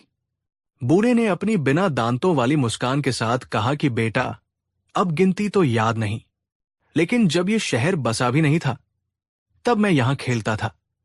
शायद 90 या 100 साल का होऊंगा। बीरबल ने अकबर की तरफ देखा और फिर बूढ़े से पूछा कि बाबा, एक बात बताइए, आपने अपनी जिंदगी में बहुत कुछ देखा होगा। सुख देखे, दुख देखे, गरीबी देखी, अमीरी देखी। क्या कोई ऐसी चीज है जो आपके पास बचपन से लेकर आज तक लगातार बढ़ रही है, जो कभी कम नहीं हुई? बूढ़े ने अपनी कांपती हुई आवाज में एक बहुत गहरी बात कही। उसने कहा कि बेटा, जब मैं छोटा था तो मेरे पास ताकत थी, वो चली गई। मेरे पास काले बाल थे, वो चले गए। मेरे पास दोस्त थे, वो चले गए। मेरी याददाश्त, मेरी नजर, मेरे दांत, सब कुछ समय के साथ घट गया। लेकिन एक चीज है जो हर साल, हर दिन, हर पल बढ़ती गई, वो है मेरी उम्र। बूढ़े ने एक लंबी सांस ली और बोला कि कल मैं एक दिन छोटा था, आज मैं एक दिन बड़ा हो गया हूं।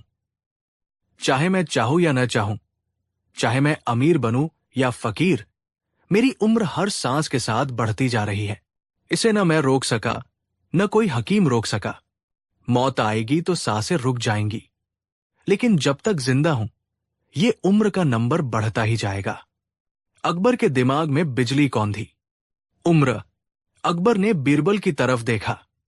बीरबल की आंखों में चमक थी। बीरबल ने कहा कि जापना, यही वो जवाब है। समय बीतता जाता है और उसके साथ हमारी आयु, हमारी उम्र बढ़ती जाती है। दुनिया की हर चीज वापस हो सकती है। पानी भाप बनकर वापस बादल बन सकता है। पैसा खोकर वापस कमाया जा सकता है। सेहत गिरकर वापस बन सकती है। लेकिन बीता हुआ समय और बढ़ी हुई उम्र कभी वापस नहीं आती, ये सिर्फ आगे जाती है। अकबर का चेहरा खिल उठा। उन्हें ऐसा लगा जैसे उन्हें कोई खजाना मिल गया हो। वे समझ गए कि शेख अलकीम को हराने के लिए ये तर्क ब्रह्मास्त्र जैसा है। अगली सुबह सूरज निकला। दरबार खचाखच भरा हुआ था। शेख अलकीम अपनी ऊंची गद्दी पर बैठे थे। उनके चेहरे पर वही अहंकार था। अकबर और बीरबल दरबार में दाखिल हुए। अकबर के चेहरे पर अब चिंता नहीं, बल्कि आत्मविश्वास था। शेख अलकीम ने व्यंग्य किया कि आइए बादशाह सलामत। क्या आपके चतुर वजीर को जवाब मिला, या मुझे अपना दंड यही गाड़ देना चाहिए? बीरबल आगे बढ़े। पूरा दरबार सांसें थामे बैठा था। बीरबल ने कहा कि शेख साहब, आपके सवाल ने हमें पूरी रात जगाया। वाकई आपका सवाल लाजवाब था। आपने पूछा था कि वो क्या है जो हमेशा बढ़ता रहता है, कभी घटता नहीं, जिसे कोई तलवार काट नहीं सकती और कोई आग जला नहीं सकती। शेख ने कहा कि बिल्कुल। तो बताओ जवाब क्या है? बीरबल ने एक पल का विराम लिया और फिर अपनी बुलंद आवाज में कहा कि शेख साहब, वो चीज है आयु यानी उम्र। दरबार में सन्नाटा छा गया। सब इस जवाब पर विचार करने लगे। बीरबल ने आगे समझाया कि शेख साहब, गौर फरमाइएगा। जब एक बच्चा पैदा होता है तो उसकी उम्र 0 होती है, फिर वो 1 दिन का होता है, फिर 1 साल का। इंसान चाहे सो रहा हो या जाग रहा हो, उसकी उम्र बढ़ रही है। इंसान चाहे जेल में हो या महल में, उसकी उम्र बढ़ रही है। बादशाह की तलवार इंसान का सिर काट सकती है, लेकिन उसकी बीती हुई उम्र को नहीं काट सकती। आग शरीर को जला सकती है, लेकिन उस समय को नहीं जला सकती जो वो जी चुका है। और सबसे बड़ी बात, दुनिया में हर चीज का उतार चढ़ाव होता है, लेकिन उम्र का सिर्फ चढ़ाव होता है। 50 साल का आदमी कभी 40 साल का नहीं हो सकता। ये निरंतर अबाध गति से मृत्यु के अंतिम क्षण तक बढ़ती ही रहती है। बीरबल ने अपनी बात खत्म की और पूछा कि तो मान्यवर, क्या आप मेरे जवाब से सहमत हैं? क्या उम्र के अलावा कोई और चीज है जो इस नियम का पालन करती है? शेख अलकीम सन्न रह गए। उन्होंने अपनी जिंदगी में हजारों किताबें पढ़ी थी, लेकिन इतना सरल और इतना अकाट्य सत्य उनकी आंखों के सामने से ओझल था। वे पाप, पुण्य, ब्रह्मांड जैसी बड़ी बड़ी चीजों के बारे में सोच रहे थे, लेकिन जवाब तो खुद इंसान के वजूद में छिपा था। शेख अपनी गद्दी से उतरे। उनका अहंकार पिघल चुका था। वे बीरबल के पास आए और झुककर सलाम किया। शेख ने कहा कि बीरबल, मैंने सुना था कि तुम चतुर हो, लेकिन आज देख लिया कि तुम तत्वज्ञानी भी हो। तुमने न सिर्फ सही जवाब दिया, बल्कि जीवन का सबसे कड़वा और सबसे अटल सत्य हमारे सामने रख दिया। वाकई उम्र ही वो दौड़ है जिसमें हम सब भाग रहे हैं और जिसे कोई पीछे नहीं कर सकता। शेख ने अपनी शर्त के मुताबिक अपना कीमती दंड बादशाह अकबर के चरणों में रख दिया और कहा कि जापना, आपका नवरत्न वाकई अनमोल है। जहां ऐसे विद्वान हो, वहां का राजा कभी हार नहीं सकता। पूरा दरबार तालियों की गड़गड़ाहट से गूंज उठा। बीरबल जिंदाबाद के नारे लगने लगे। मुल्ला दोप्याजा और बाकी जलने वाले दरबारी भी आज बीरबल की तारीफ करने पर मजबूर हो गए थे। अकबर ने शेख का दंड उन्हें वापस लौटा दिया और सम्मानपूर्वक विदा किया। जब दरबार खाली हुआ तो अकबर ने बीरबल से पूछा कि बीरबल, तुम्हें यह विचार कैसे आया? बीरबल ने मुस्कुराते हुए कहा कि जापना, हम अक्सर जटिल सवालों के जवाब किताबों में ढूंढते हैं, जबकि सच हमारे आसपास बिखरा होता है। कल उस बूले आदमी की झुर्रियों ने मुझे ये पाठ पढ़ाया। उसकी हर झुर्री उसकी बढ़ी हुई उम्र की गवाही दे रही थी।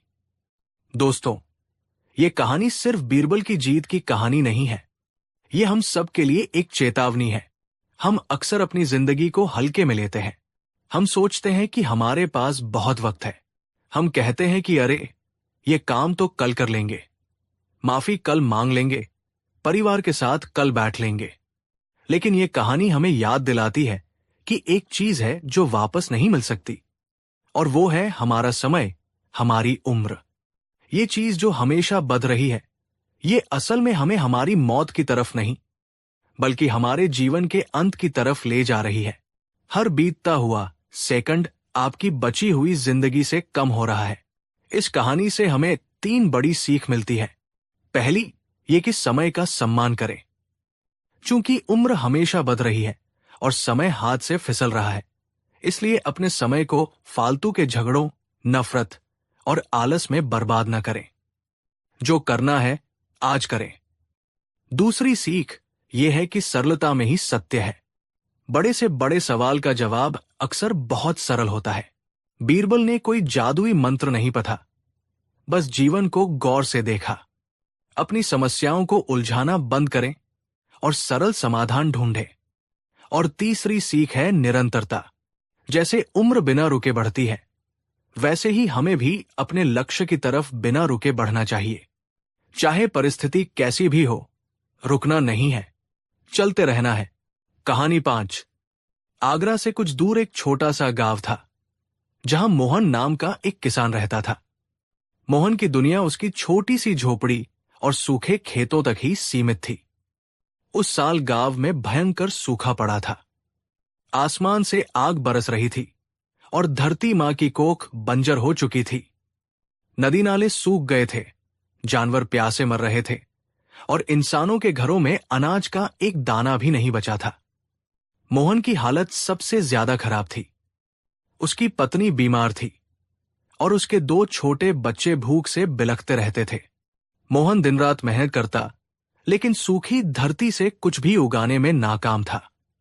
उसने साहूकार से कर्ज लिया, लेकिन अब कर्ज का बोझ भी पहाड़ जैसा हो गया था। उसे लगने लगा था कि अब भगवान ने भी उसका साथ छोड़ दिया है। एक दिन जब मोहन अपने सूखे खेत को निराश आंखों से देख रहा था, तो उसकी नजर खेत के एक कोने में उगे एक गन्ने पर पड़ी। यह कोई मामूली गन्ना नहीं था।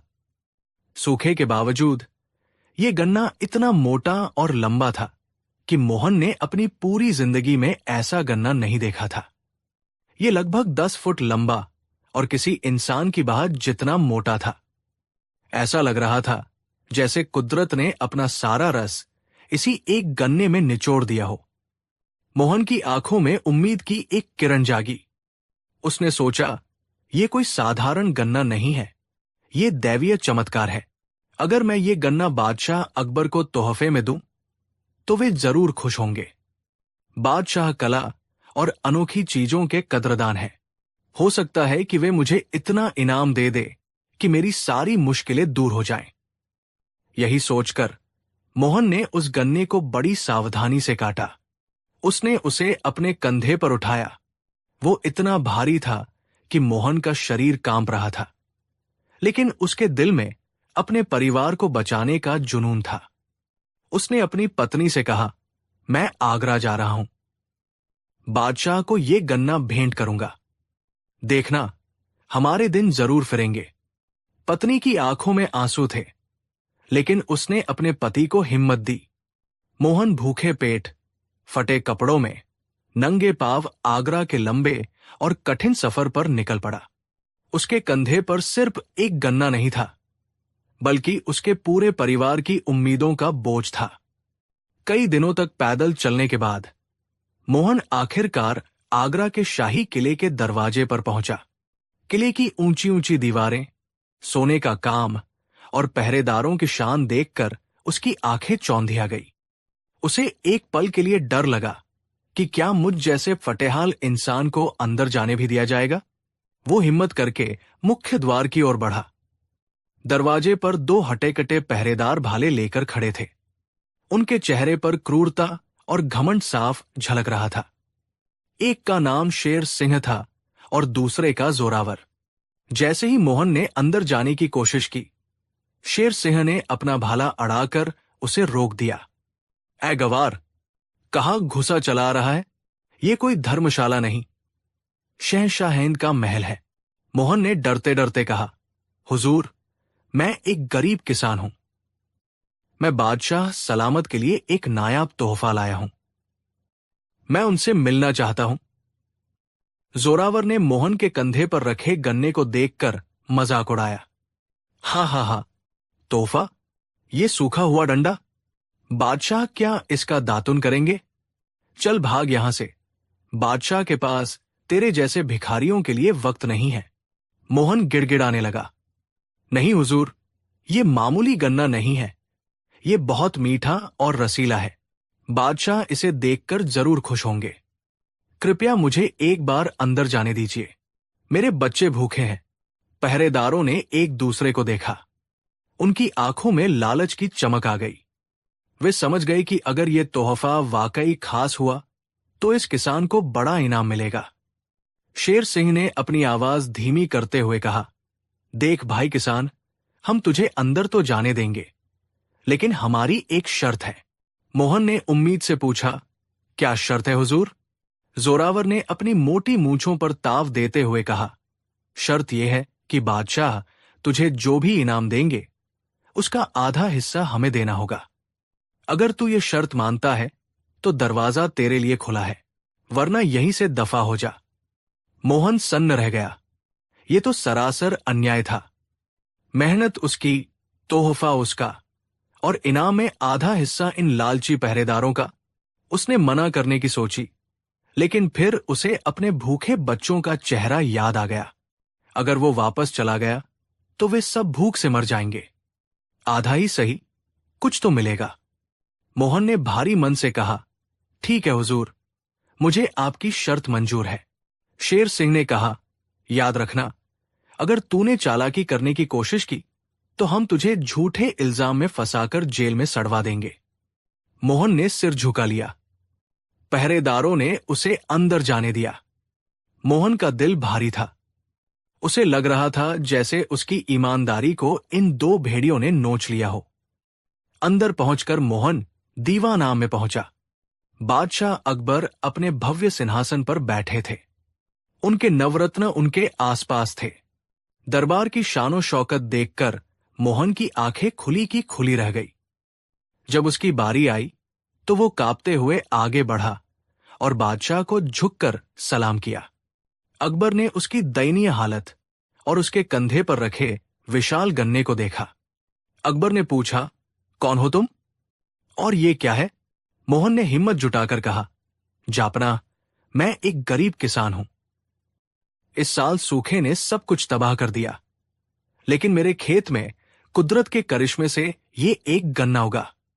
मैं ये आपकी शान में तोहफे के तौर पर लाया हूं।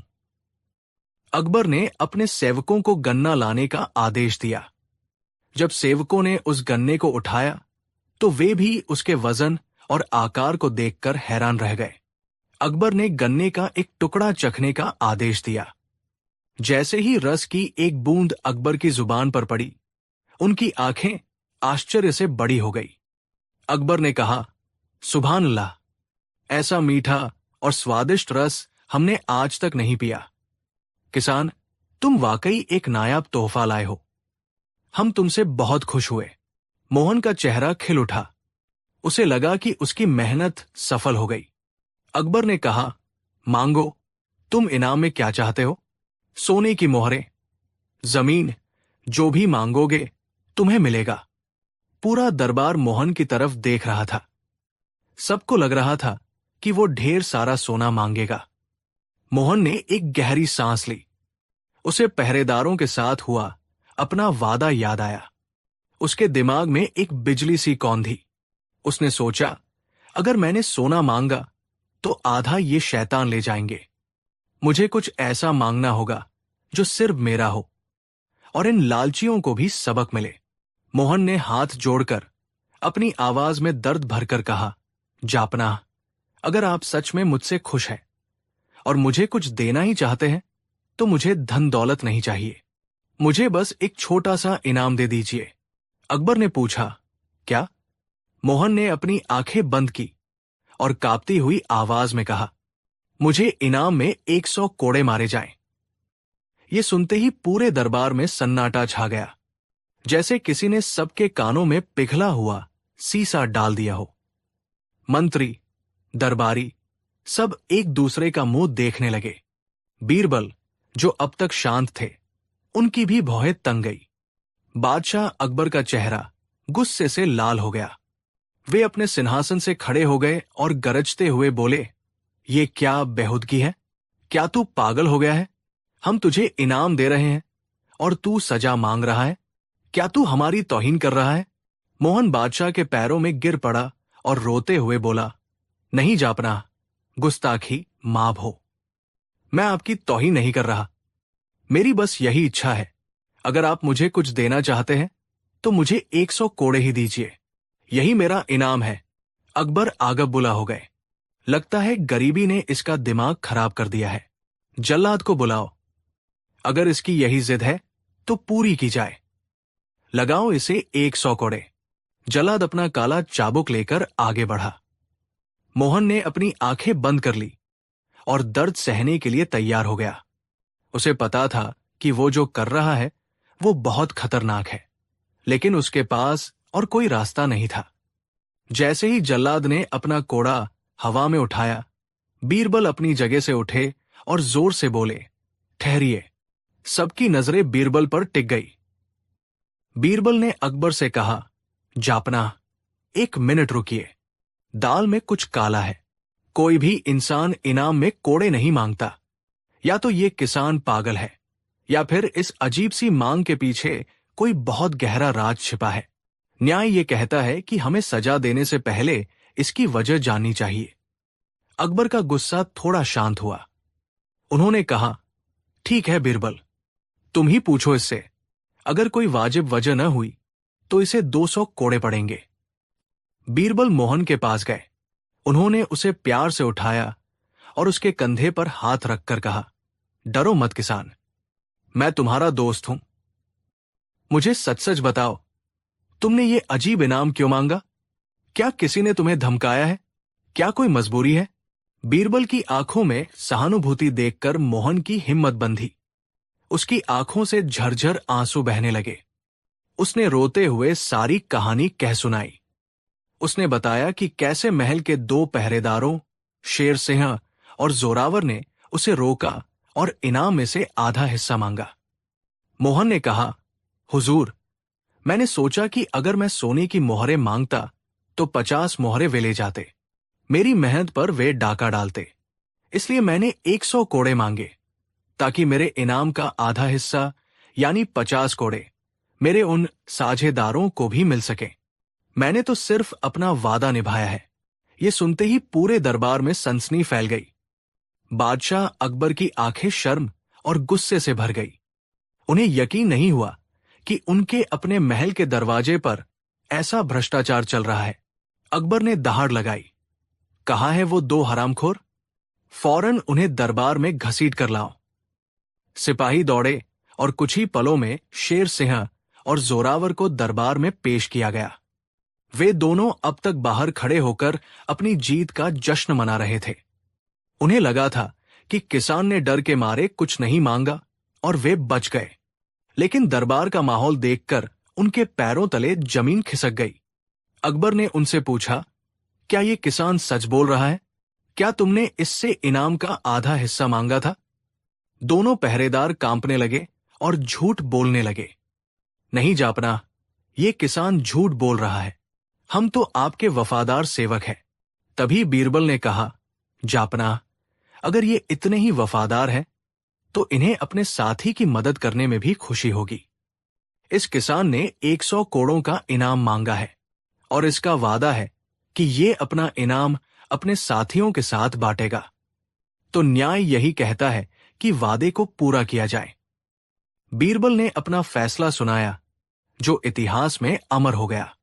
इस किसान को एक भी कोड़ा नहीं मारा जाएगा। इसकी ईमानदारी और चतुराई के लिए ये माफी का हकदार है, लेकिन इसने जो 100 कोड़ों का इनाम मांगा है वो बर्बाद नहीं जाएगा। वादे के मुताबिक इस इनाम का आधा आधा हिस्सा इसके दोनों साझेदारों को दिया जाएगा। जल्लाद, इन दोनों पहरेदारों को 50 से 50 कोड़े लगाए जाएं। ये सुनते ही शेर सिंह और जोरावर बादशाह के पैरों में गिरकर गिड़गिड़ाने लगे। रहम जापना, हमसे गलती हो गई। हम लालच में अंधे हो गए थे। लेकिन अकबर ने कहा, तुमने सिर्फ लालच नहीं किया, तुमने मेरे न्याय का, मेरी सल्तनत का और इस गरीब की उम्मीद का अपमान किया है। तुम्हें ऐसी सजा मिलेगी कि भविष्य में कोई भी गरीब को सताने की हिम्मत न करे। जल्लाद ने उन दोनों को पकड़ लिया। दरबार में सबके सामने उन पर कोड़े बरसने लगे। उनकी चीखें पूरे महल में गूंज रही थी। हर कोड़े के साथ उनके शरीर से चमड़ी उधड़ रही थी और उनके घमंड का भूत उतर रहा था। ये एक दर्दनाक नजारा था, लेकिन ये न्याय था। एक ऐसा न्याय जो उन गरीबों के दर्द का हिसाब चुका रहा था, जिन्हें ये लोग रोज सताते थे। जब सजा पूरी हुई तो अकबर ने उन दोनों को नौकरी से निकालकर हमेशा के लिए जेल में डाल देने का हुक्म दिया। इसके बाद अकबर मोहन के पास आए। उन्होंने उसे गले से लगा लिया। अकबर ने कहा, किसान, हम तुमसे माफी मांगते हैं कि हमारे राज में तुम्हें ये सब सहना पड़ा। तुम सिर्फ एक तोहफा नहीं लाए, तुम हमारी आंखें खोलने आए हो। तुम्हारी ईमानदारी और हिम्मत ने हमें बहुत बड़ा सबक सिखाया है। अकबर ने अपने खजांची को बुलाया और हुक्म दिया, इस बहादुर किसान को 1000 सोने की मोहरें और 10 बीघा उपजाऊ जमीन इनाम में दी जाए, और आज से तुम शाही बागीचे के मुख्य माली नियुक्त किए जाते हो। मोहन को अपने कानों पर यकीन नहीं हुआ। वो तो सिर्फ कुछ सिक्कों की उम्मीद में आया था, लेकिन आज उसे इज्जत, दौलत और एक नई जिंदगी मिल गई थी। उसकी आंखों में खुशी के आंसू थे। उसने बादशाह और बीरबल का धन्यवाद किया। उस दिन के बाद मोहन के दिन बदल गए। उसने अपनी पत्नी का इलाज करवाया, अपने बच्चों को अच्छी शिक्षा दी और हमेशा ईमानदारी से अपना काम किया। और आगरा के किले के दरवाजे पर फिर कभी किसी गरीब को सताने की हिम्मत किसी ने नहीं की। दोस्तों, ये कहानी हमें कई गहरे सबक सिखाती है। पहली सीख, भ्रष्टाचार एक कैंसर की तरह है। ये हमेशा कमजोर और बेबस लोगों को अपना शिकार बनाता है। उन 2 पहरेदारों की तरह भ्रष्ट लोग सिस्टम में बैठकर उसे अंदर से खोखला करते हैं। दूसरी सीख, जब सीधी उंगली से घी न निकले तो उंगली टेढ़ी करनी पड़ती है। मोहन कमजोर था, लेकिन बेवकूफ नहीं। उसने अपनी बुद्धि का इस्तेमाल करके ताकतवर दुश्मनों को उन्हीं के जाल में फंसा दिया। ये कहानी सिखाती है कि सबसे बड़ा हथियार शारीरिक बल नहीं, बल्कि दिमागी ताकत है। कहानी 6, ये वाकया सर्दियों के दिनों का है। आगरा में कड़ाके की ठंड पड़ रही थी। कोहरा इतना घना था कि हाथ को हाथ नहीं सूझता था। ऐसे ही एक दिन बादशाह अकबर के महल में एक बहुत बड़े उत्सव की तैयारी चल रही थी। ये उत्सव किसी त्योहार का नहीं, बल्कि अकबर की सबसे चहेती बेगम के जन्मदिन का था। बादशाह अपनी बेगम से बेहद मोहब्बत करते थे और उन्हें तोहफे में देने के लिए उन्होंने फारस यानी आज के ईरान से एक नायाब हीरों का हार मंगवाया था। यह हार कोई मामूली हार नहीं था। इसमें जड़े हीरे रात के अंधेरे में भी जुगनू की तरह चमकते थे। कहा जाता था कि इस हार को बनाने में कारीगरों को पूरे 10 साल लगे थे। बादशाह अकबर ने इस हार को अपनी सबसे सुरक्षित तिजोरी में रखवाया था, जो उनके निजी कक्ष यानी शयन कक्ष के ठीक बगल में थी। उस कमरे की सुरक्षा ऐसी थी कि परिंदा भी पर नहीं मार सकता था। दरवाजे पर 24 घंटे 2 पहरेदार नंगी तलवारें लेकर खड़े रहते थे। जन्मदिन की सुबह आई। पूरा महल फूलों से सजाया गया था। खुशबूदार इत्र का छिड़काव हो रहा था। संगीतकार अपनी धुनें सजा रहे थे। बादशाह अकबर बड़े उत्साह के साथ अपने कमरे में गए ताकि वो उस बेशकीमती हार को निकालकर अपनी बेगम को तोहफे के रूप में दे सके। उन्होंने अपनी कमर से चाबियों का गुच्छा निकाला, तिजोरी का भारी भरकम ताला खोला और जैसे ही तिजोरी का दरवाजा हटाया, उनके पैरों तले जमीन खिसक गई। तिजोरी खाली थी। अकबर की आंखों को यकीन नहीं हुआ। उन्होंने दोबारा देखा, हाथ डालकर टटोला, लेकिन वहां मखमल के डिब्बे के सिवाय कुछ नहीं था। वो हार, जिसकी कीमत कई रियासतों के बराबर थी, गायब हो चुका था। बादशाह के चेहरे का रंग उड़ गया। कुछ ही पलों में उत्साह का माहौल मातम और खौफ में बदल गया। अकबर ने गुस्से में दहाड़ लगाई और तुरंत पहरेदारों को बुलाया। पहरेदार कांपते हुए हाजिर हुए। अकबर ने गरजते हुए पूछा कि हमारी तिजोरी से हार किसने निकाला? पहरेदारों ने कसम खाई कि जहां पनाह, हम पूरी रात पलक झपकाए बिना दरवाजे पर खड़े थे। अंदर कोई नहीं गया और नहीं कोई बाहर आया। कमरे की खिड़कियां भी इतनी ऊंची है कि कोई वहां से नहीं आ सकता। अकबर का गुस्सा 7वें आसमान पर था। अगर कोई बाहर से नहीं आया तो इसका मतलब साफ था, चोर घर के अंदर का ही है। चोर महल का ही कोई ऐसा व्यक्ति है जिसे तिजोरी के बारे में पता था और जिसके पास वहां तक पहुंचने का कोई गुप्त रास्ता या तरीका था। तुरंत ही महल के कोतवाल को बुलाया गया। कोतवाल ने आते ही महल के सभी नौकरों और खानसामों को कतार में खड़ा कर दिया। उस दिन बादशाह के निजी कक्ष में सफाई करने वाले और वहां आने जाने वाले कुल 6 लोग थे। इन 6 लोगों में 2 सफाई कर्मचारी, 2 बावर्ची जो सुबह का नाश्ता लेकर गए थे, एक फूल सजाने वाला माली और एक पुराना वफादार सेवक शामिल था। कोतवाल ने अपनी पुरानी तरकीबें अपनाई, डराना, धमकाना, कोड़े दिखाना। उसने हर एक से कड़ाई से पूछताछ की, लेकिन हर कोई रो रो कर अपनी बेगुनाही की दुहाई दे रहा था। कोई कहता कि मेरे छोटे बच्चे हैं, मैं ऐसा पाप क्यों करूंगा। कोई कहता कि मैं 20 साल से नमक खा रहा हूं, गद्दारी नहीं कर सकता।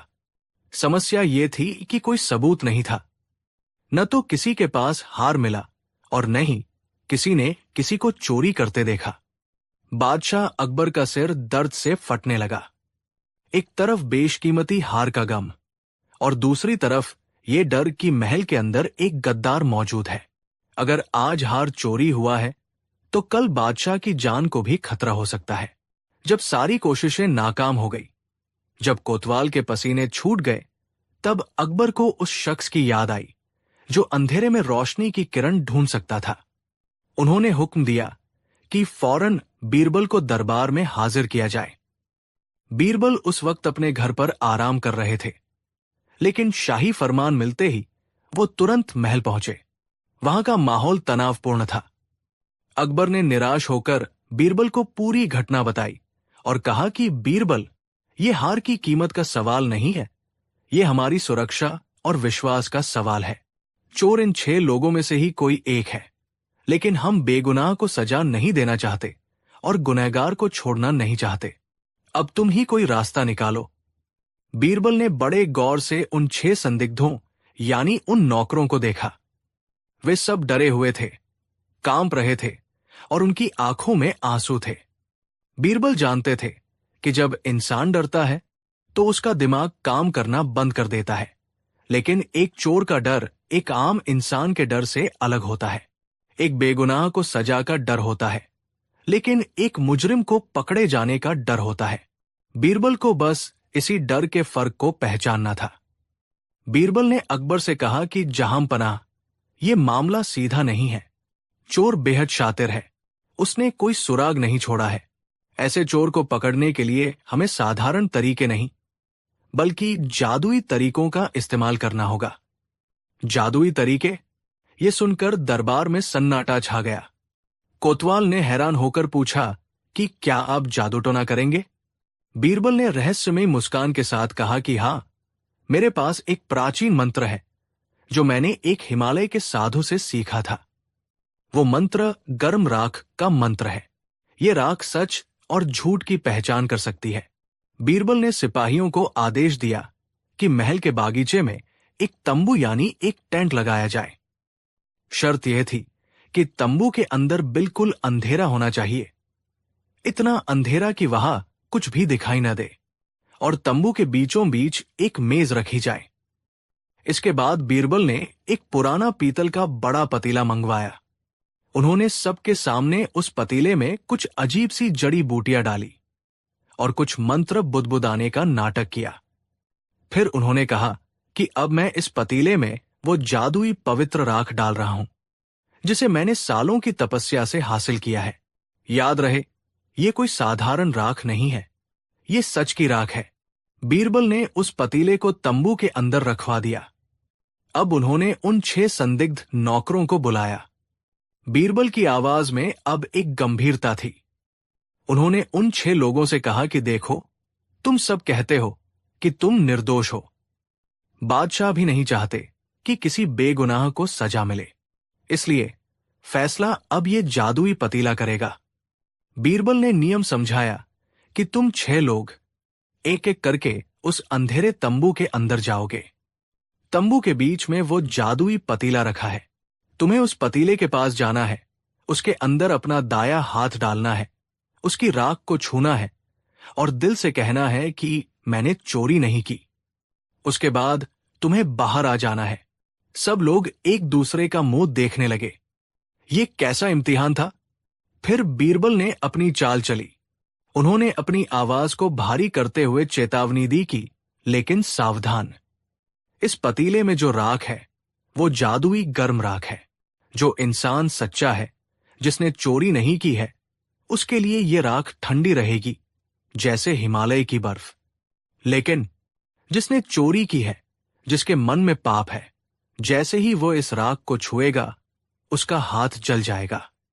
ये राख चोर की उंगलियों को पहचानती है, तो जो चोर है वो संभल जाए। अगर हाथ जला तो समझो चोरी पकड़ी गई। ये चेतावनी सुनकर उन 6 लोगों के दिलों की धड़कनें तेज हो गई। बेगुनाह सोच रहे थे कि शुक्र है हम तो बच जाएंगे क्योंकि हमने चोरी नहीं की। लेकिन चोर के मन में तूबान चल रहा था। वो सोच रहा था कि अगर मैंने हाथ डाला तो मेरा हाथ जल जाएगा और मैं पकड़ा जाऊंगा। अब प्रक्रिया शुरू हुई। सबसे पहले माली को भेजा गया। वो डरा हुआ था। उसने अल्लाह का नाम लिया और तंबू के अंदर गया। अंदर गहरा अंधेरा था।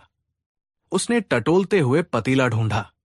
बीरबल की चेतावनी उसके कानों में गूंज रही थी, लेकिन उसे अपनी ईमानदारी पर भरोसा था।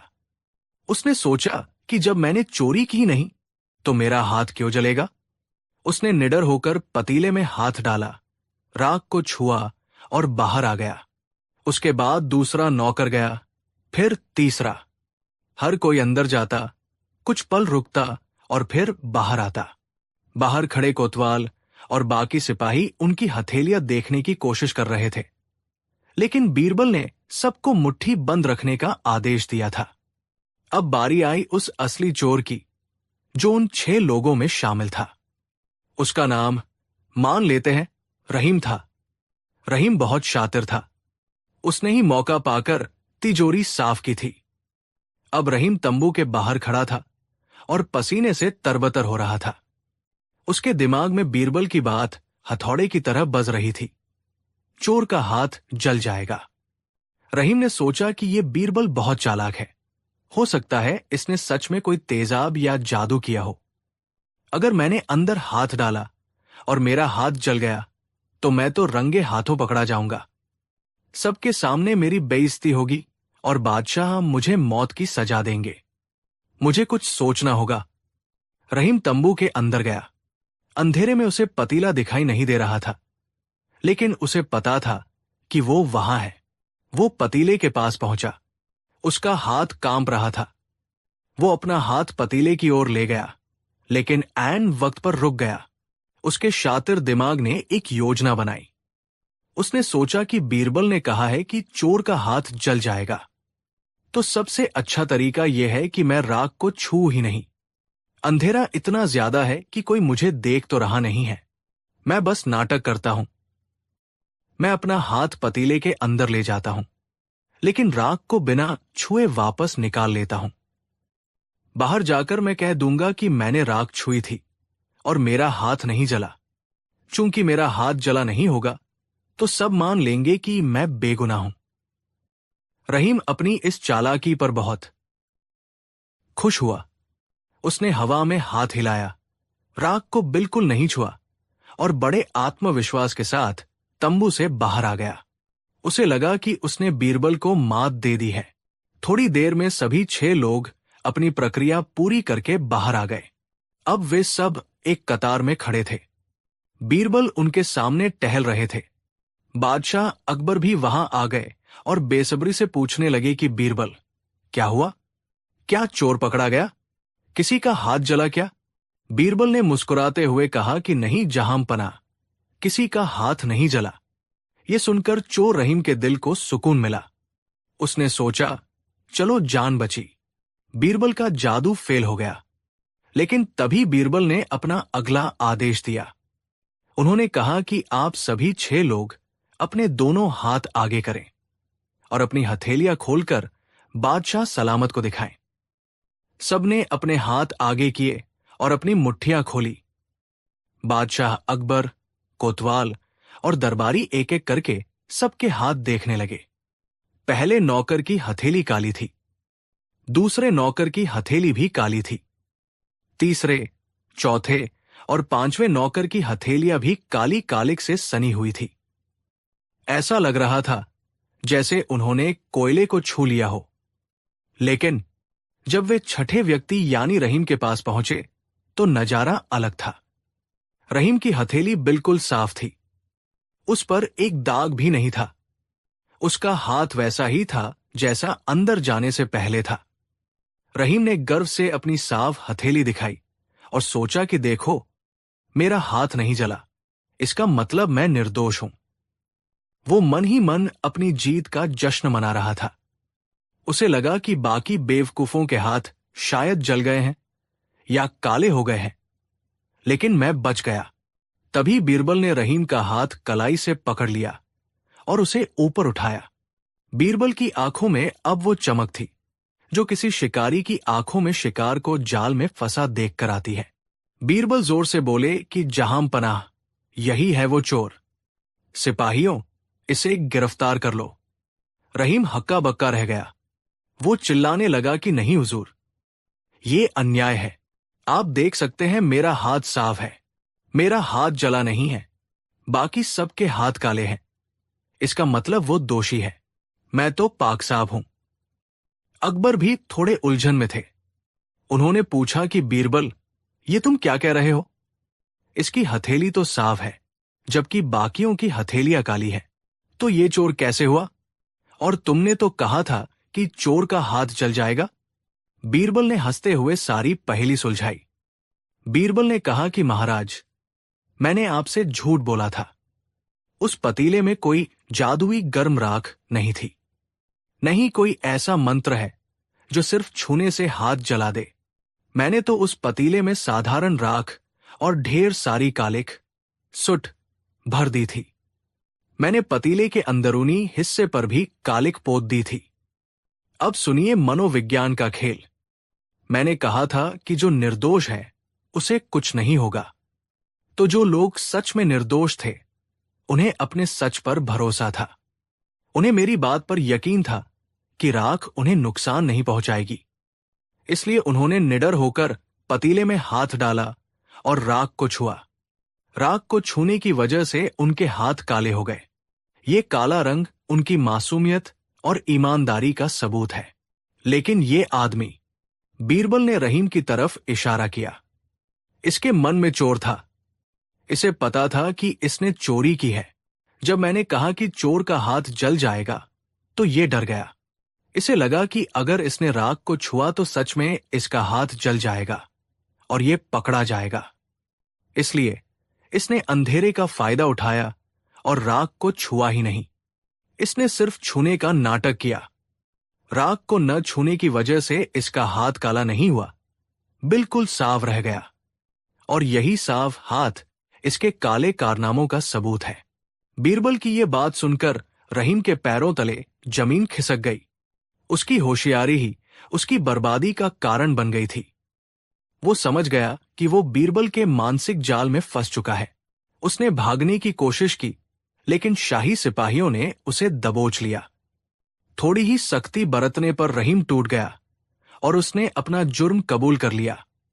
उसने बताया कि उसने हार को बागीचे में एक पुराने पेड़ के नीचे गाड़ दिया था। सिपाही उसे लेकर गए और थोड़ी ही देर में वो बेशकीमती हीरों का हार बरामद कर लिया गया। बादशाह अकबर का चेहरा खुशी से खिल उठा। उन्होंने बीरबल को गले लगा लिया। अकबर ने कहा कि बीरबल, हम तुम्हारी अक्ल के कायल हो गए। तुमने बिना किसी औजार के, बिना किसी हिंसा के, सिर्फ इंसान के डर का इस्तेमाल करके सच उगलवा लिया। वाकई चोर की दाढ़ी में तिनका हो न हो, लेकिन चोर के मन में डर का अंगारा जरूर होता है। दोस्तों, इस कहानी से हमें बहुत गहरी सीख मिलती है। पहली ये कि सच को किसी सबूत की जरूरत नहीं होती, उसे आत्मविश्वास होता है। जो 5 नौकर निर्दोष थे, उन्होंने राख को छूने में संकोच नहीं किया क्योंकि उनका मन साफ था। दूसरी सीख ये है कि हमारा डर हमेशा हमारी गलतियों से पैदा होता है। रहीम इसलिए नहीं पकड़ा गया कि बीरबल ने उसे देख लिया था। वो इसलिए पकड़ा गया क्योंकि उसके अपने डर ने उसे सही काम, राख छूने, करने से रोक दिया। उसने सोचा कि वो सिस्टम को धोखा दे रहा है, लेकिन असल में वो खुद को धोखा दे रहा था। आज के जमाने में इसे हम गिल्टी कॉन्शियंस कहते हैं। जब हम कोई गलत काम करते हैं तो हमें लगता है कि पूरी दुनिया हमें देख रही है।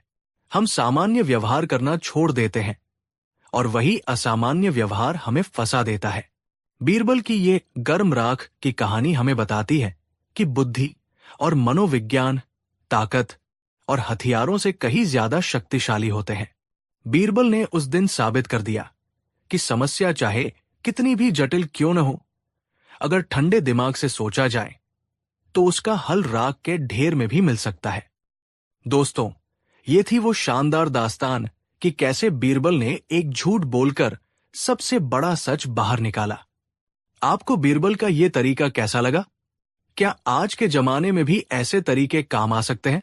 सोचिए, अगर आज कोई झूठ बोले और उसे कहा जाए कि मशीन झूठ पकड़ने वाली है, भले ही वो न हो, तो क्या वो डर के मारे सच नहीं बोल देगा? ये कहानी हमें ये भी सिखाती है कि जीवन में ईमानदारी सबसे सरल रास्ता है। अगर रहीम ईमानदार होता तो उसे डरने की जरूरत नहीं होती। झूठ और फरेब के रास्ते पर चलने वाले को हर कदम पर गर्म राख का एहसास होता है, जबकि सच्चे इंसान के लिए वही राख ठंडी रहती है। उम्मीद है आपको ये ऐतिहासिक और रोमांचक किस्सा पसंद आया होगा।